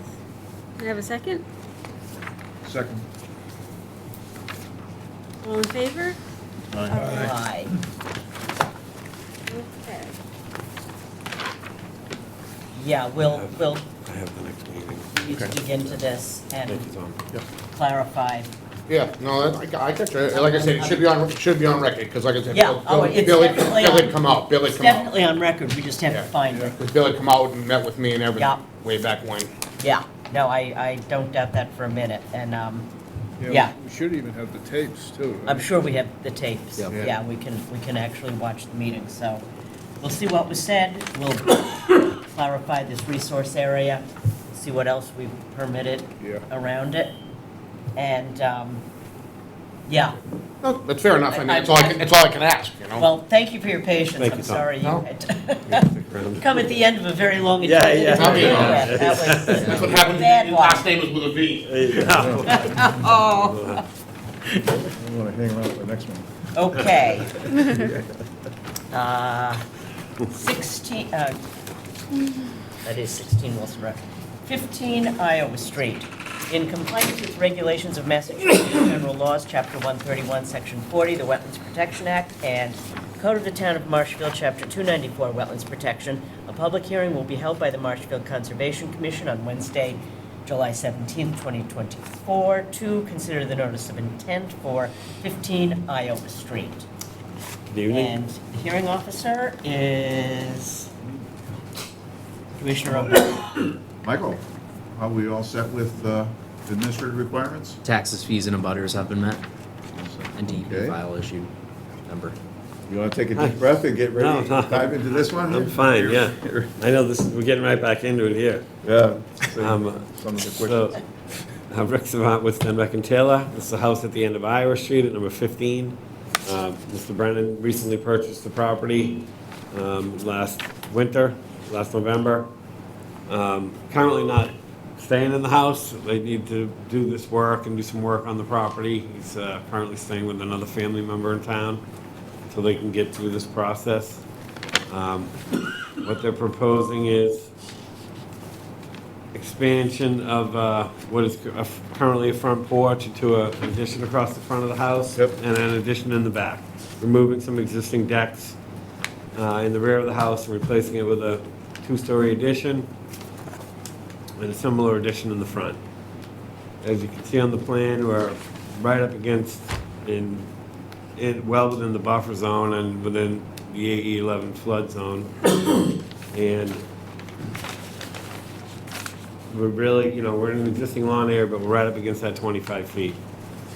There's really no other, this is what they desire to do on the house and the way it works with the room layouts inside there. I understand the limitations with that buffer. The house is, older than 2002 for sure.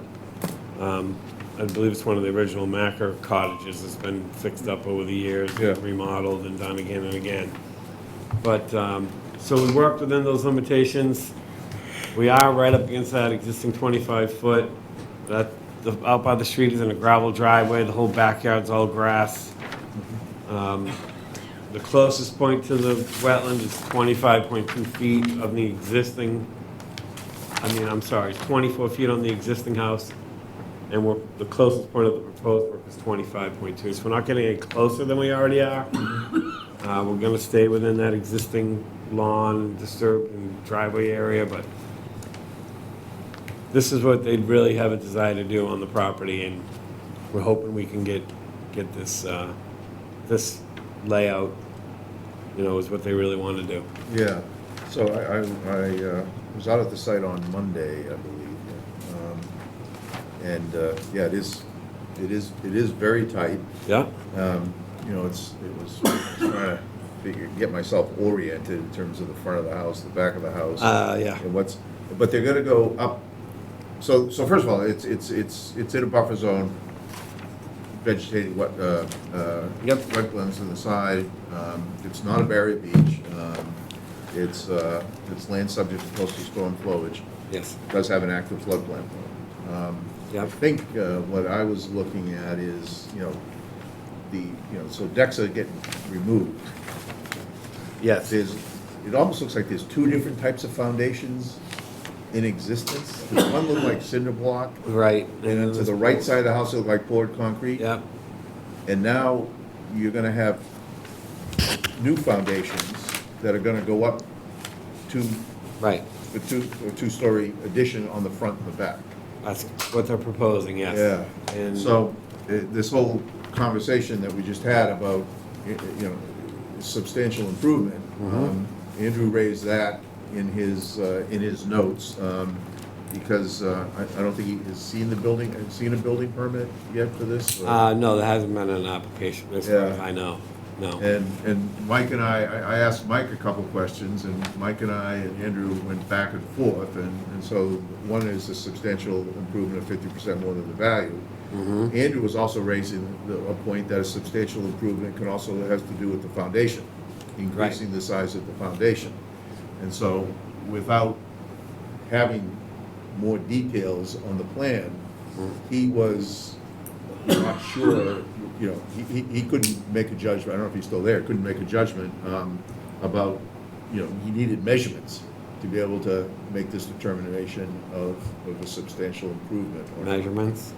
And I think what you were proposing were flood vents Yep. You submitted new plans, right, with 2 flood vents on each of the new foundations? Yes. And so, but then you're gonna have the old foundations on the other side of Yeah, it? I mean, obviously a structural engineer or somebody's gonna have to look at this. Because they're not gonna be Yeah. new flood vents in the existing foundations, correct? Or, I shouldn't say that, will they be?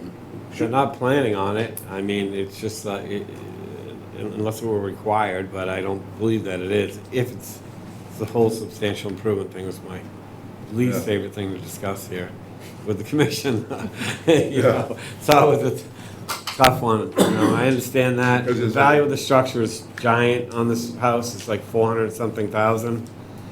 I always talk to the design team about this because I'm the guy sitting here. Yeah, When right. we talk about this. And everyone else, yeah, no, it's no problem. It's not gonna be a substantial improvement. So, yes. So I guess there's more work that has to go on with this, I believe. I think in terms of, you know, the buffer zone and. Sure. You know, but I think there's just need to be more clarification. Mike, you might want to chime in as well in terms of the foundations and how this is all gonna work with. Yeah, it seems like Andrew Stewart needs some more information before making a substantial improvement determination. It could be wise to give him that information to ensure that you don't have to change the design plan and come back in front of the commission for an amended in the future. Yeah, now, I'm not sure how much further we can go tonight on this. We can You probably could- decide on how close to the wetlands. Yeah, I was hoping, Yeah. location-wise, you know, what they're proposing, obviously, we have to work through that substantial part of it. Okay, so looking at the additions, Yep.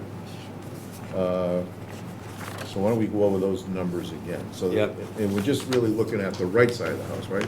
Yeah, if you're on Iowa Street, the right side of the house is our closest point to the wetland, for Wetland. sure. Again, we're not as close as, we're not getting, the new work isn't getting any closer than we currently are to the wetland area. Okay. And Closest it's no point to the closer wetland. than 25, right? We're not closer than 25 with the, well, no. We're not closer than the 25 feet, but we're 25.2 is our closest point to the wetland.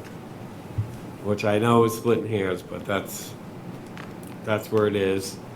I'm sure you're familiar with this area, you know, it drops off back there. It's like a meadow or something in that area they classify it as. What is it on the wetland change, Mike? Wet It's meadow. like a fen. Wet meadow. Yeah, Yeah. so it's out there for sure. It's been flagged by Brad Holmes. And we're working right up to it, for sure. But again, we're in the existing yard. We're not getting as close as the existing house is to the wetland. Historically, we've done projects like this before. We have these tough ones that are right on it, that probably wouldn't be built today.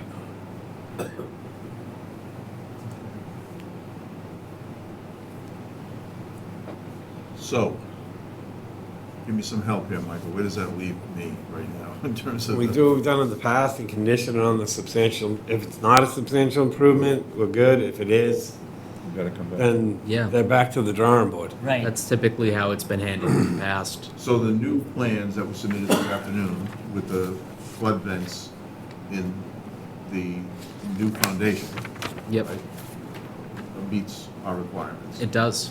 Okay. Fortunately, I printed it out, left it on my printer at home, so I think I'm still looking at the old plan here. Oh, does this one have the flood vents in it, where you can see the flood vents? I have The architectural? Yeah, have there the it is. plan on the screen. Okay, yeah, flood vents, okay. So that meets our requirements on the new foundations for the proposed addition, and they're within 25 feet. We're greater than 25, So- right. I mean, outside, I'm sorry, beyond Yeah. 25 feet. Yep. So, any other thoughts, questions, comments? We can approve what we have here today, and then let Andrew figure out the substantial improvement Right. with you guys. Substantial improvement is Not building our- building okay. commissioner's jurisdiction, so. All right, Is this, oh, no, sorry, apologies. Any? No, Okay, sorry. so if there are no other questions or comments, nothing from the public, Mike, special conditions? Yes, the general conditions 1 through 18, which I've read through, I can read through again if you'd like. Prior to construction, condition 5 and 2, coordinate a pre-construction meeting, ensure that the limit of work is staked out, and have the DEP signage up ahead of time for that.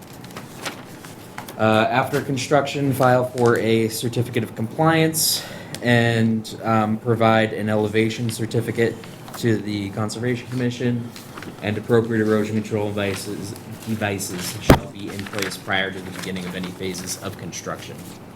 Okay, so considering those special conditions, I'd like to make a motion to close the hearing.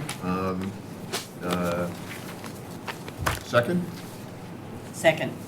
All in favor? Aye. Thank you. Thank you very much for working with me on that. Thank you. So no one's living in that house right now, is that? No, Yeah. no, he's not, Yeah, it's- not living, he's living with his sister who lives on the, nearby, Yeah. and, needs to get this work done, so I know we got some work to do, but I think we'll get there. There was some interesting backyard activities. All right, thanks, Rick. Thank you very much. Okay, we need to vote on the two continuations. 2418, RDA 32 Grotto Road, continued to August 7th. May I have a second? Second? All in favor? Aye. And 12 Careswell Street, no assigned number yet. Also, actually, I'm going to continue that to 8/17. May I have a second? Second. All in favor? Aye. Okay, SE 42, 1857, 34 Kearsarge Road. I move to issue a COC. May I have a second? Second? All in favor? Aye. Aye. SE 42, 2916, 62 Marginal Street. I move to issue a complete COC. A second, please. Second. All in favor? Aye. Aye. 2923, 162 Bay Ave. I move to continue to August 7th. May I have a second? Second? All in favor? Aye. Aye.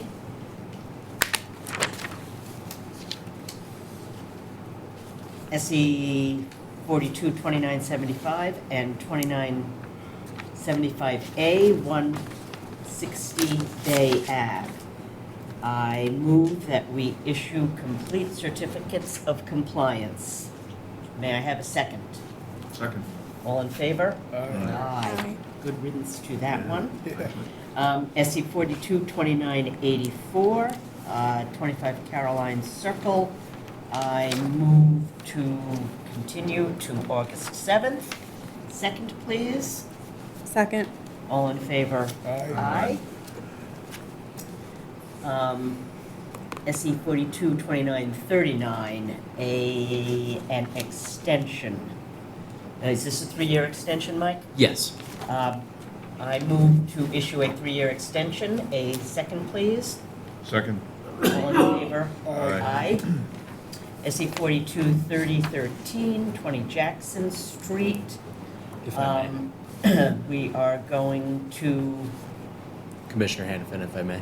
yeah, So this one is an interesting site. The as-built site plan, which has since been revised, I have it on the screen here.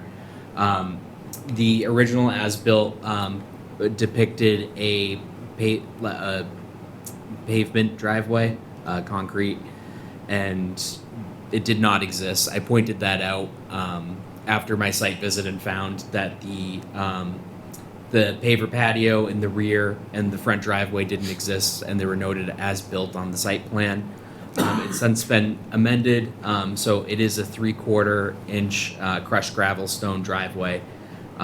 They are still planning on building a pervious paver patio that was part of their original orders of condition. However, this project is open until 2025, so they still have some time to work on it. I'm not sure that, issuing a complete certificate of compliance while there's still work that is yet to be done would be a wise decision. They could always close it out and come back for an RDA, or they could keep it open and extend it until that pervious paver patio is completed. Do you have any idea if they intend to build it, or? They said that they intend on building it this coming year, so the 2025 calendar year.